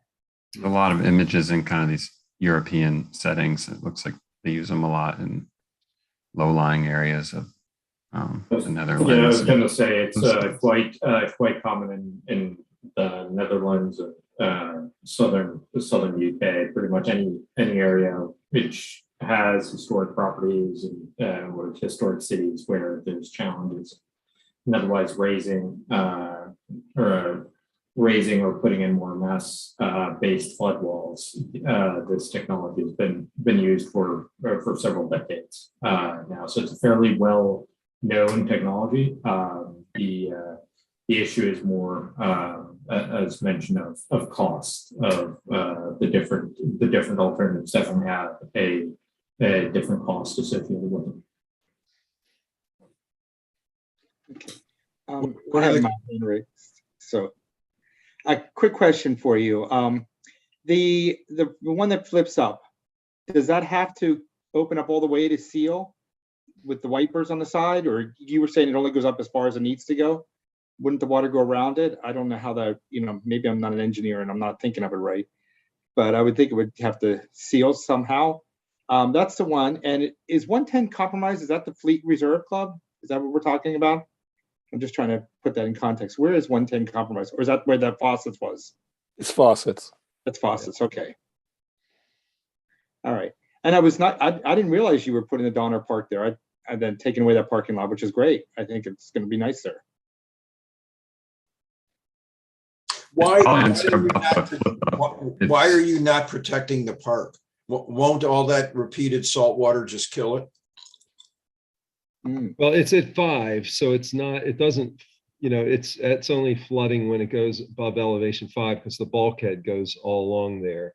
So it's only in a big event that it's going to be inundated. And the issue is that at the water side of Ego Alley, we don't have a way of protecting it from coming in. We have to somehow, we'd have to back into private property. So until we get the commercial properties along there to join in on a flood prevention thing, we're going out to compromise and cross. So they're on their own? Bob, we've gone out and talked with them. We've had a couple meetings with them, and offered them to be part of this. One of them is very interested. Haven't heard from others, but the issue is you can't bring people in on a leapfrog. Do you know what I mean? They have to be adjacent to each other to bring them in on the project. So we are working with them. So who's the frog? Well, the Fleet Reserve very much wants to be a part of all this. The hotel does not? We haven't heard back. And 110 Compromise Street? Again, the group that we've heard from very clearly and loudly is the Fleet. We're going to go back to all the rest of them again. Okay. Can I hate to take up so much time, but you were, Mr. Reichel, you were really right. If you could go to the slide which shows the end of Ego Alley, and as you said, it's the most complex place of all. Just before I leave this slide, David Okay, had a I'm question sorry. about the flip up, and the only way it works is these wiper walls are required at the end of any turn or change in direction of the flip up. So that's how it seals it off, as it meets a wall.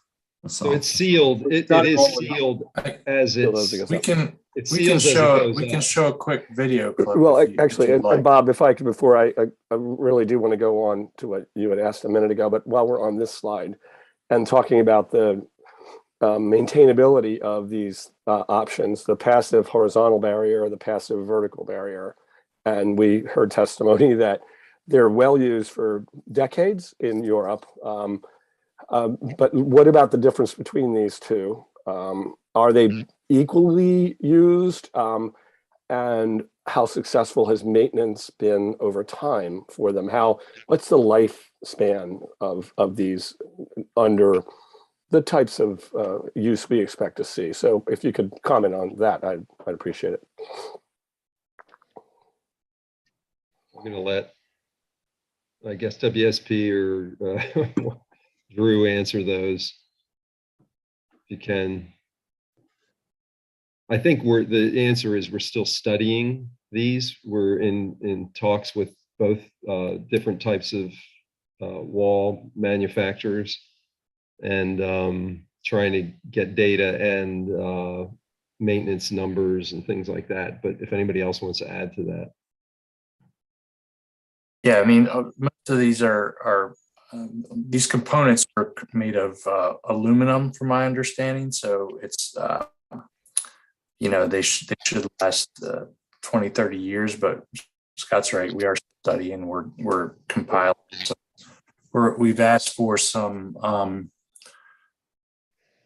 contact information from other jurisdictions in the United States so we can actually talk to the folks who have experience with them to see how they've performed and what their maintenance regimen is, and not just rely on salespeople that we've been talking to so far. So we've got to study. Yeah. You kind of took the words out of my mouth. So as your presentations go forward, I would advise you to give us, case studies from other places and compare and contrast these things in terms of short-term costs and long-term costs. So that's just one aspect of this discussion. So I hope you take that on board. Mr. Leahy, do you have any observations on these glass walls? If you were going to say something else, but yes, I do.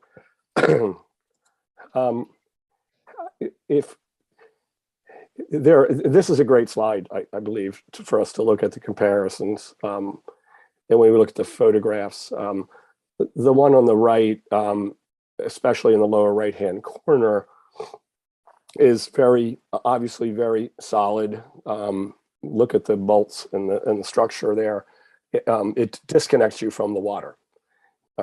And so that's the one we want to avoid most, I believe. I understand the need from a flood prevention point of view. And the others are wonderful in terms of only being used when they're needed. So that's great. My one specific question is, as you go around where you've chosen right now in your design, and I really applaud you on the digging dock side in terms of visual impact. If you want to go to that as the best example of where you've chosen possibly the most expensive, but most important view, that's great. Where I'm mostly concerned, if you just imagine on the lower right in this picture, you're standing along Compromise Street or at the edge where the Kunta Kinte panels are, having that there is, it seems to be, we should be investing in that view. I don't know why at some point you decided to use that design as you went around onto Compromise Street. So my one view is that's a pretty important view, especially across Ego Alley to Dock Street. So that view is important. Can you go back to that schematic where we're doing things? I want to echo Tim's point there. My children walk on that bulkhead every day, and being unable to do that would really disconnect you from the water, like Tim was saying. I can tell you the reason we put it there in that section is because we have the narrowest sidewalk there with the existing bulkhead. We have to stay off that existing bulkhead unless we replace it, because we can't put any of these walls in an existing bulkhead without redoing it. So that was the thinking behind that, is that sidewalk is really tight over there, and you've already got the bulkhead, and so there's not much room. So putting it on top of that bulkhead wall is a we thought a good solution. But yeah, we agree with you. We agree that it's we'd prefer not, but it's that little stretch right there is quite complicated. I appreciate there were only some way to get more sidewalk. Thank you, Alex. You all have creative. You're the designers, and honestly, it seems like that to me. This is worth extra work on design. I'll just stop there, because we're not the designers. You are. But, sorry, Tim. I was gonna mention. I think there. If we look at the different types of glass wall as well, there are a couple. There will also be different options here. To kind of highlight in some ways, the most simplistic, and it definitely draws your eye and has a cross beam on top, which kind of makes it more imposing. So there is some variation there. But more importantly, I think the other thing that will be considered as we move forward in analyzing these different options is the timing of implementation. And it may be that for a period of time, the full 8 feet it may not be needed. And the easiest places to kind of retrofit or install flood protection, if it's only really needed kind of year 2035 on out or something like that, could, for example, be on top of that existing existing wall. So those are some considerations that that we'll be looking at as we move forward as well. That's certainly a complicating factor to what we're talking about, that I hadn't really thought about. So what application will we actually be seeing or reviewing? An application in 2022 and an application that can be understanding of what might happen in 2030. And that's I know that's a long discussion that you just brought. I'd never even thought about that, but we don't want it to be sustainable. Whatever proposal you're making, I believe you'd want to be sustainable. No, absolutely. And this is probably the prime example where that type of evaluation will come into play. And as you rightfully mentioned, it needs to be something that is coherent for the long term and not just the next 10 years, which is why we're kind of looking at, for lack of a better term, what a realistic end state is, no matter if everything is implemented day one or not. And just to level set all of us again, an event like Hurricane Isabel was somewhere between +5 and +8. David, you remember off the top of your head? This is Dave. That was a question. Yeah, I believe if I remember the slides we did previously showing the various different water surface elevations, the 100-year flood mark was at 5 foot. So that's why the proposed bulkheads that were built are at elevation 5, and we're raising the promenade up to elevation 5. We're transitioning the dinghy dock up to elevation 5, on the side. So we are basically currently controlling a lot of the nuisance flooding and the 100-year event with just those devices. I think then we pointed out that with sea level rise and climate change over the next 30 to 50 years, the 100-year is going to be up to, I think it was 6 maybe-ish, and a little bit more with sea level rise. And the ultimate height, though, was just below 8. So we're basically providing the infrastructure now so that you can build to protect against the nuisance and common flooding at elevation 5, and then have the ability to raise with glass barriers, or raised with flip-up gates, or raised with pop-up barriers, ultimately to provide protection to elevation 8. I think that even though the passive vertical barrier is the most expensive option, if you install that, you're going to need to install it now so that ultimately it will be able to raise up to the full 8 feet. You can't go back and redo it. So that would be one cost there. And then the same with the flip-up barriers. You want to make sure that you're putting in a gate that, as the water rises, ultimately it will be able to cover up to 8 foot. So those would still have to be installed or designed and installed in this phase. But again, we point out that the 5-foot bulkhead and the 5-foot promenade elevation are supposed to get rid of your nuisance flooding and and handle flooding for the 100-year storm event in the near term. But more specifically, does anybody remember? Does anybody remember where Hurricane Isabel was in this range? Only because that's sort of everybody's 6.43. I just looked it up. 6.43 is Hurricane Isabel. It was at the top of the parking meters in front of Mills Liquors. Yeah, that's what I remember.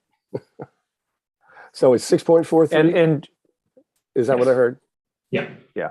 Okay. Thank you. And then the last thing, my sort of snarky comment about more right of way for that wall. Obviously, I was referring to the circle. I know that's like the third rail here, but there is more sidewalk to be had we, if we decide to use it. So Thank you for just the comment, to be explicit about my snarky comment. If that glass flood wall is there permanently, that sidewalk gets narrowed even more, and it's already a very busy section. The glass do- wall is on top of the bulkhead, so it doesn't affect the sidewalk. But we But- walk but- on the But I think bulkhead. we're talking about foot two. I think it's, again, I'll just repeat myself. Redesigning that section, particularly as you walk in or drive in to the city and you look, that's the view from this point across the market, is one of our most view sheds that defines our city. And so I think it's worth spending extra design time and money on that component. So that's And all I'm where are really you, trying to say. where are you looking again, Tim? I am looking at this. Can't you see my? I Oh. mean, yeah, there you go, right there. I That got you. component is. James, could you point out to him that that's not, you're not seeing that coming down the main street. You're seeing that coming down. I'm sorry. Washington Did I say Street Main next to it? Street? I meant Compromise. Coming in from Eastport. Yes, coming in from Eastport, down Compromise into the city. That's what. Did I say Main? I apologize. Yeah, sorry. Yeah. Now, yeah, I understand the views from Main Street are actually not so impacted by this. Can we move on to this section here at the, whatever you call this park, Alex Haley Park? It's, starting off with Alex's Klein snarky comment. Yes, we need more room there. This is one of the most important places in the city. It's, it attracts a lot of people, a lot of activity, it attracts musicians, people lounging. I mean, this is really a great section of public park, which needs to be treated well. And I see a few problems. One of them is that planted barrier. I think people are going, I can see people jumping over that and trashing that landscaping and that area in there so that it turns into, dust and mud, depending on the season. So I'm a little, it probably makes sense to have a long barrier along that stretch of whatever we call that street there. Dock, is that Dock? That's not Dock Street. What do we call it? Randall. What do we call it? Randall. Thanks. And the other side of it is really important. I mean, we really need to create the kinds of places, little enclaves where people can meet. And I understand you're not in anywhere near really looking at final, drafts. You're really looking at where can we get this wall and how's it going to work? I suppose I'm just saying this for future reference. And shade is also a huge issue there. So the more kinds of little pooch outs and pooch ins and places where people can gather, the better there. I don't understand on the left, the wall, I guess it's the bulkhead, you call it the bulkhead wall that slants up. Is that, it rises? That's existing. That's existing. That's the existing bulkhead. And it does rise up like that? No, that we're ramping. So we're changing the elevation of the promenade, right? We're raising it to the bulkhead height. So it's flush, and that's at 5. So we have to, because the dinghy dock is at a lower elevation, we're ramping down to it. So that earlier slide, it's sort of an optical illusion. I'm not seeing the rise in the boardwalk. Yeah, I'm not seeing the rise. I see. Yeah, that's a ramp there. Okay, and actually, I got it. And actually, the bulkhead wall is actually even. It doesn't. That's right. All right, sorry. Okay, now I got that. Well, that makes some sense. Are you concerned about people falling in the water at the dock? Well, I mean, the bulkhead wall is the same bulkhead wall there that's there now. There's no difference in the bulkhead wall between now and what we're proposing. I hear you. So the dinghy dock, I mean, I think it's great. One of the first things that all of those people who gathered together years ago and repeatedly in terms of public citizens' goals for the city dock, highest among them was contact with the water. How do we get people contact with the water? It's the same goal that the National Park Service has. How do we get people to have some experience of the water? Okay. And I think that the dinghy dock, as Tim Leahy said, could be a great solution. I'm just worried about people falling in. We have that problem. Be that as it may, We've always had that, right? Yeah, Right. come on. You got to take some responsibility for yourselves. We can't do everything for you. Anyway, those are my thoughts on there. Shade, activity centers, that's a bad word, but modulating that to become really the lively place it can be. And from the beginning, if we can get more pedestrian space here, the more successful this is going to be. And that has to go, that is the third rail. If we can get rid of the goddamn traffic circle, we have a ton more room on this side of the street and on the Market House side of the street. So, Ms. Fogarty, it's in your lap. So I've said my piece, but before we take off, I want to go to the end, if you could, as long as I got the floor, if I could keep it for a minute. Could you show us one of the very early slides showing the ABCD through GHIJ or whatever it was? It's probably very early. And by the way, yes, this is a good one. I think that your resiliency stuff is begun to be well thought out, and I hope it coordinates with the academy, and I assume it will. Look, I've said this before, and I'm going to say it again. You've got all of that parking on Dock Street. That ruins that space for public use because you've now put cars on top of people. And if you're going to put a hotel there, or you're going to put something else there, that the access to it should be on Prince George Street.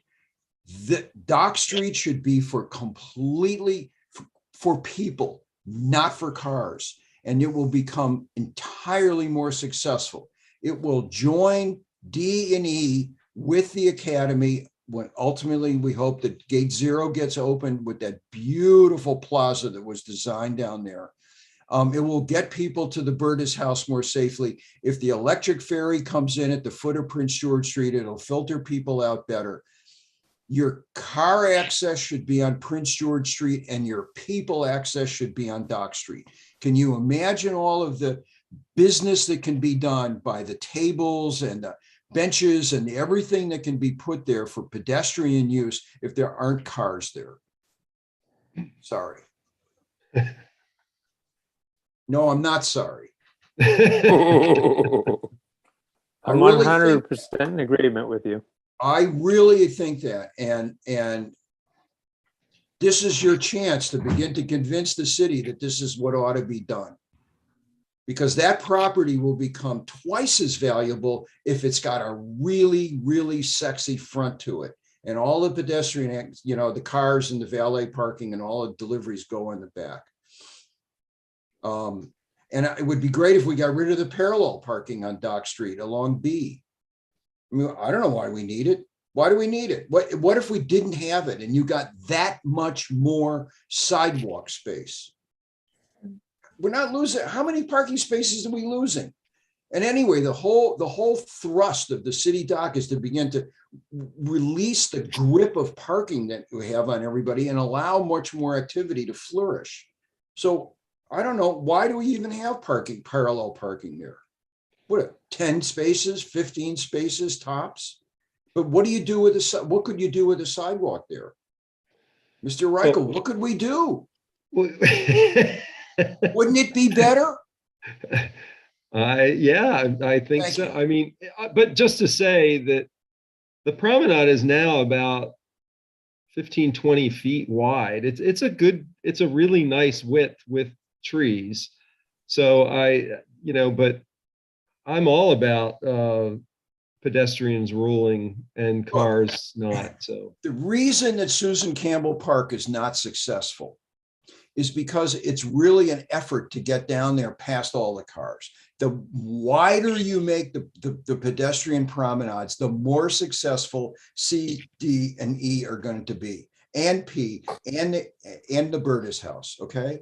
So the easier you make it, the more clear people can see their path, you know, to the end, the more they're likely to take it. So if we, who do we have to convince to get rid of the parallel parking?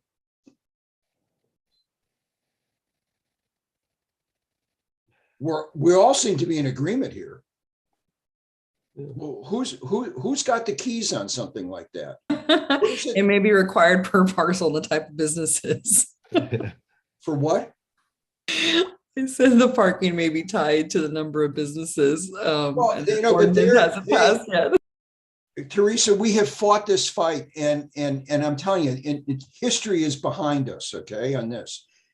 It's proven that with more pedestrian space, more abilities to see windows, there's more business, okay? And the smart businessmen down there have all said, look, just give me some short-term parking. Just give me the short-term parking I need to get into the liquor store or to the jewelry stores. That's what we need. Every other restaurant in front of market houses said, parking? I don't need parking. I need table space. And it's the same thing all the way around. It will, the more we get people away from thinking that I can find a parking space right there in the water, the better all of this is going to work. And all those parking spaces on Dock Street are a complete and utter, it's like an arrow to the heart. It's the wrong thing in the wrong place. Okay. I haven't gotten an answer as to who holds the keys to making these decisions. I noticed that Eileen isn't saying anything, so this is Alderwoman Tierney.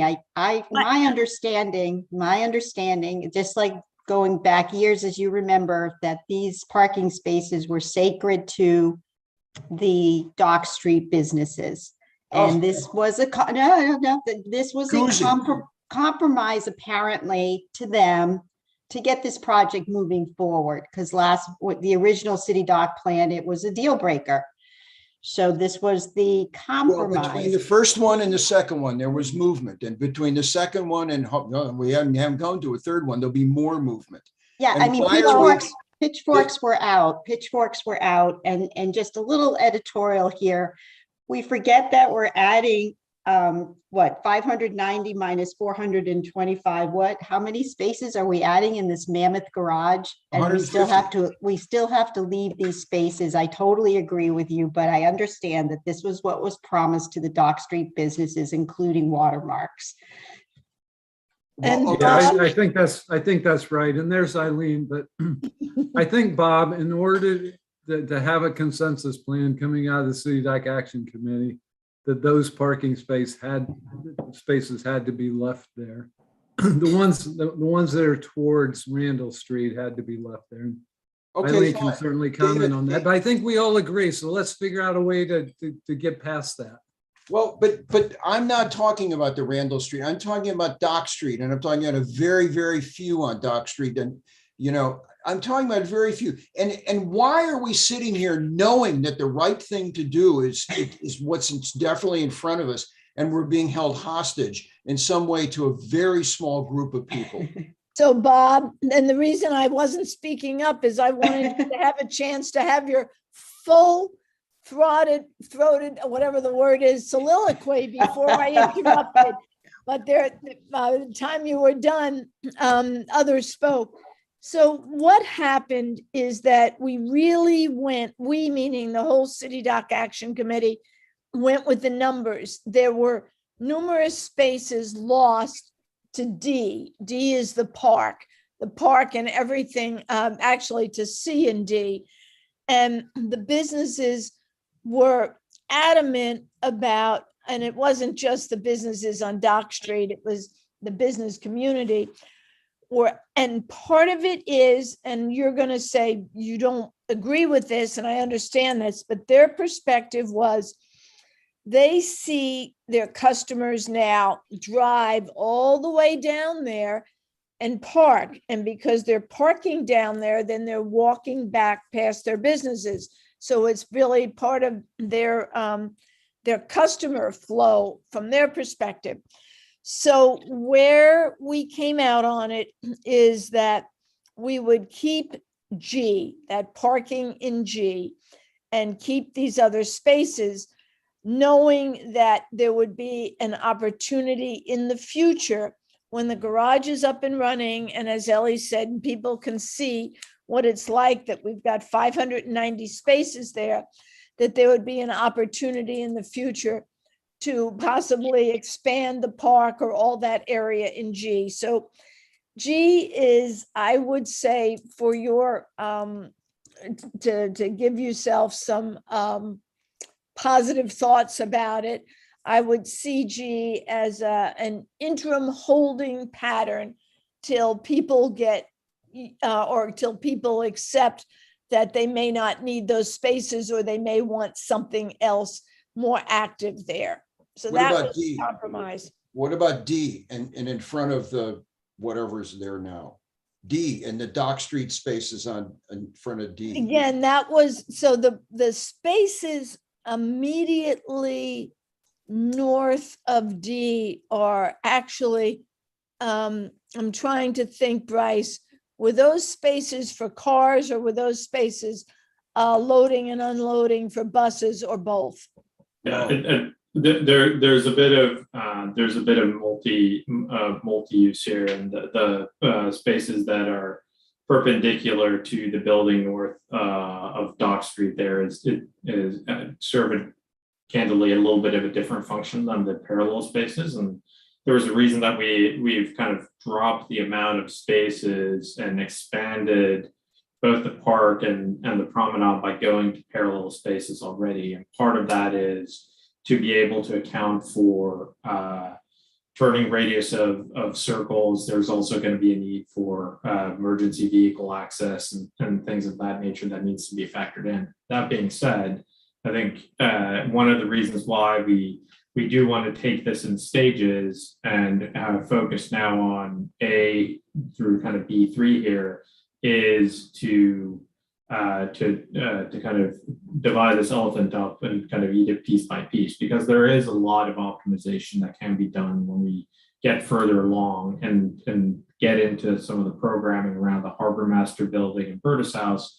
might have some say on kind of what their access requirements are going to be as well. So there's still a lot to be solved here, and there's ways in which things can be expanded and also have a little bit of multi-function to them as well. But your point is well taken, and we've tried to we're trying to incorporate as many different and to a certain extent somewhat conflicting needs and wants.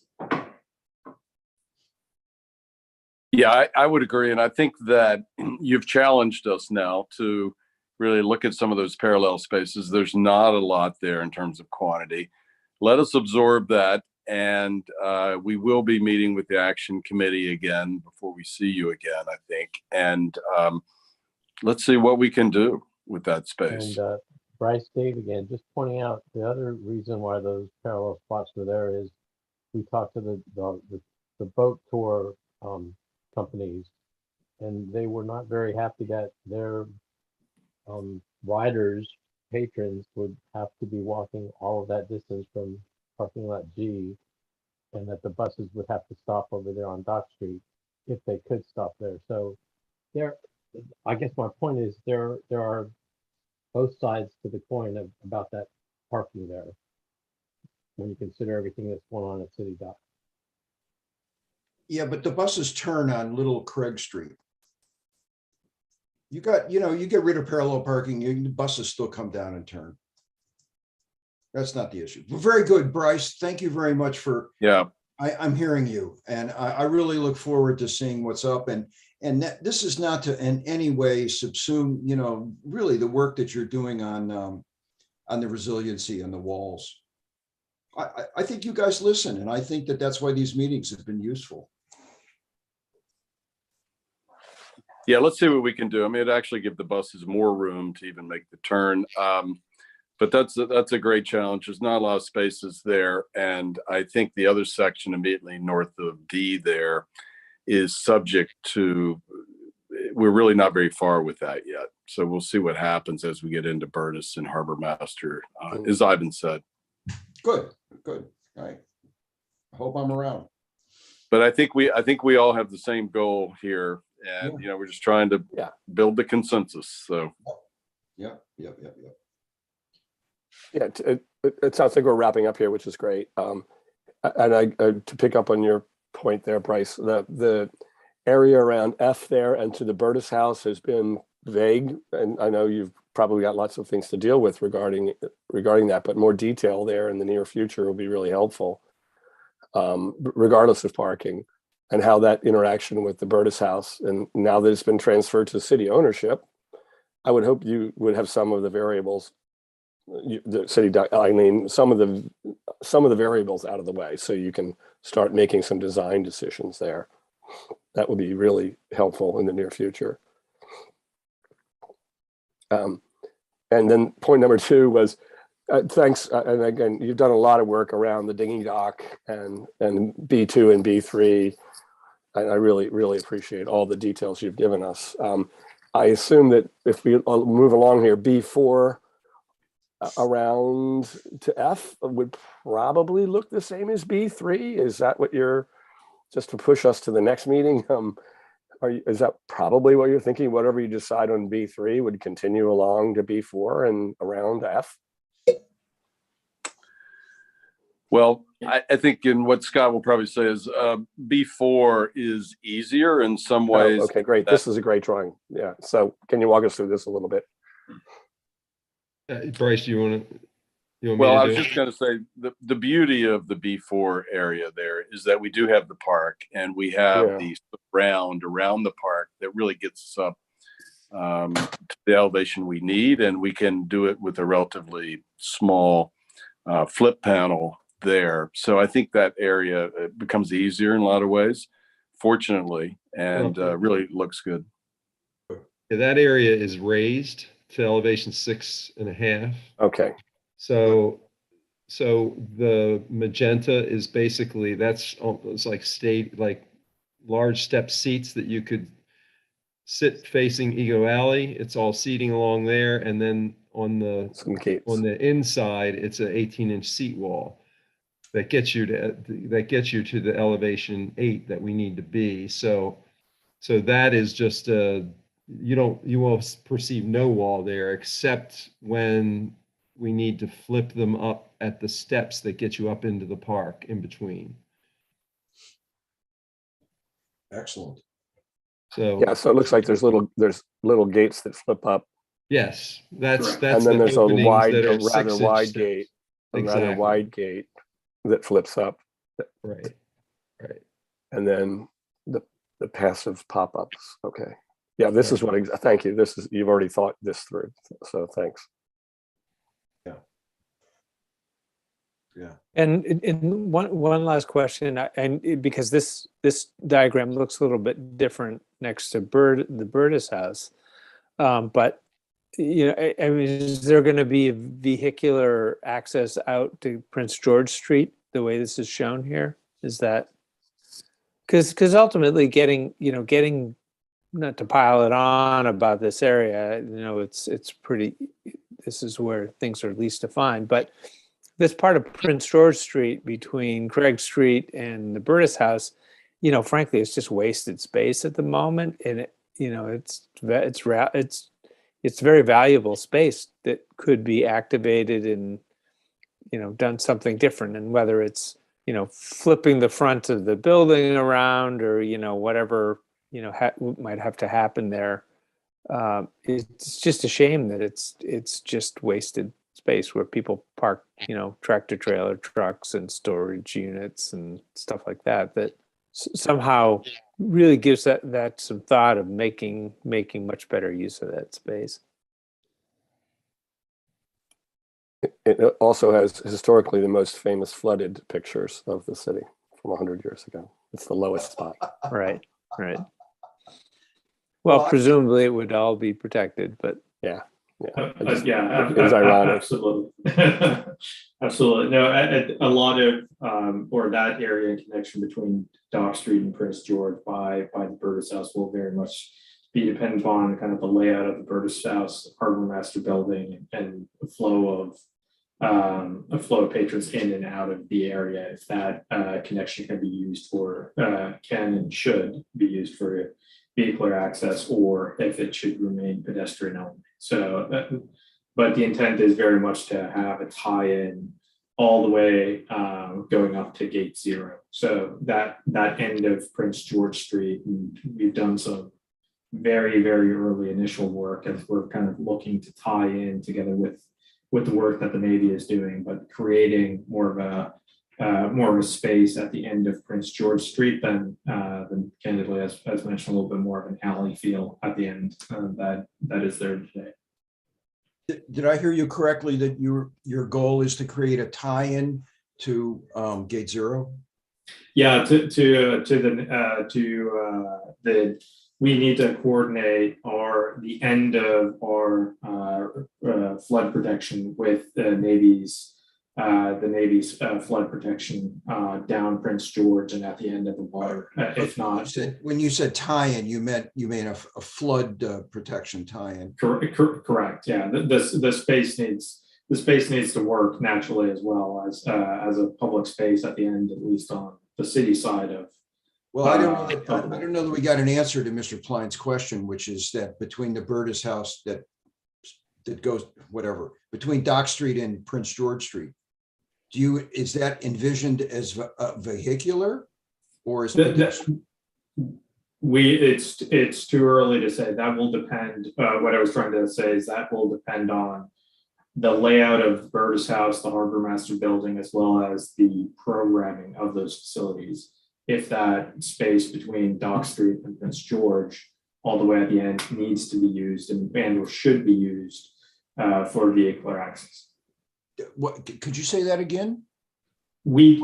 It's to be determined whether or not between Prince George and Dock Street, if that will be open for vehicles to drive through, or if that will be closed for vehicle access. In the future, I'd like to hear what the Historic Preservation Commission has to say about that little stretch of street, contact with the water, respect for the Burgess House, access to Gate 0, all of that, and whether it should be given over to cars or to people. Bob, there are a whole variety of dynamics going on that it may be necessary for access, but that's what everyone's trying to figure out. It's not ultimately going to be a subjective issue because there are a variety of access issues. It will be. I understand you need to get access to things, but that doesn't mean it's a car thoroughfare. But I'll be quiet. I'll shut up from now on. Well, not speaking for the whole commission in any way, but right now it's a paved area that's a gravel. There used to be a house there, and it's gravel right now. The cars don't go there, but yes. Okay. Unfortunately, a beautiful little house was torn down there a long time ago. All right. Well, this is a really wonderful drawing that I hope we can come back to in future meetings, particularly because it, in my opinion, helps us with not a preservation issue, but at the height, so we all understand. So the heights on the green space in the middle at plus 6.5. How does that relate to the 8 we were talking about a few minutes ago? In terms of the 50 or so that's 8 is the ultimate height that in the 50 years 50 years from now, that's 8 is what we want to be. So at the magenta there is lines 8. Are at 8. So they would be 1.5 feet, right? Higher than 18 okay. inches. Okay, great. So those magenta walls there would be at 8. Correct. That's right. And they step down, so it's not the promenades at 5 along there. So then we're It a foot and a steps half up. up to 6. Yeah, it steps up in small step increments. So it's kind of like stadium seating, but only Yeah. like 3 steps that are 18 inches. And then in between, we do the normal 6-inch steps for pedestrian access. But you can sit all along there facing both directions. So I can imagine a drawing that would tell us here's what it's going to look like in a nuisance flooding. And we have to, we don't need to flip up anything. Exactly. And here's a 100-year storm, which we have every 12 years, apparently, that would flip up. Okay, thank you. Yeah.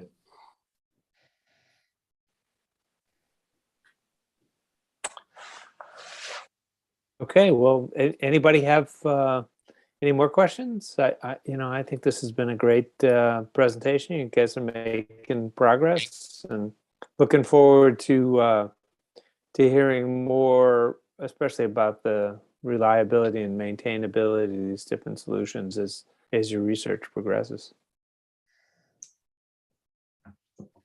So any last questions, comments for the good of the order on this?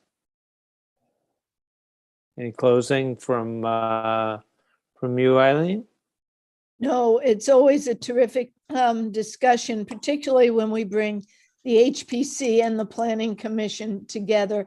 So we appreciate all of your comments, and we will be coming back to you when I say shortly, probably within 6 weeks or so.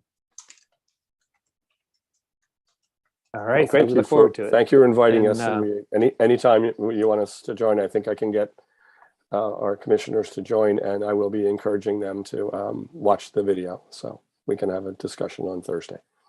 Great. Great. Great. Thank you. Thanks, And everyone. Debbie Gosselin, if you're listening, I didn't mean anything I said. Thanks, guys. All right, thanks. So on that note, good now night. all right, thanks.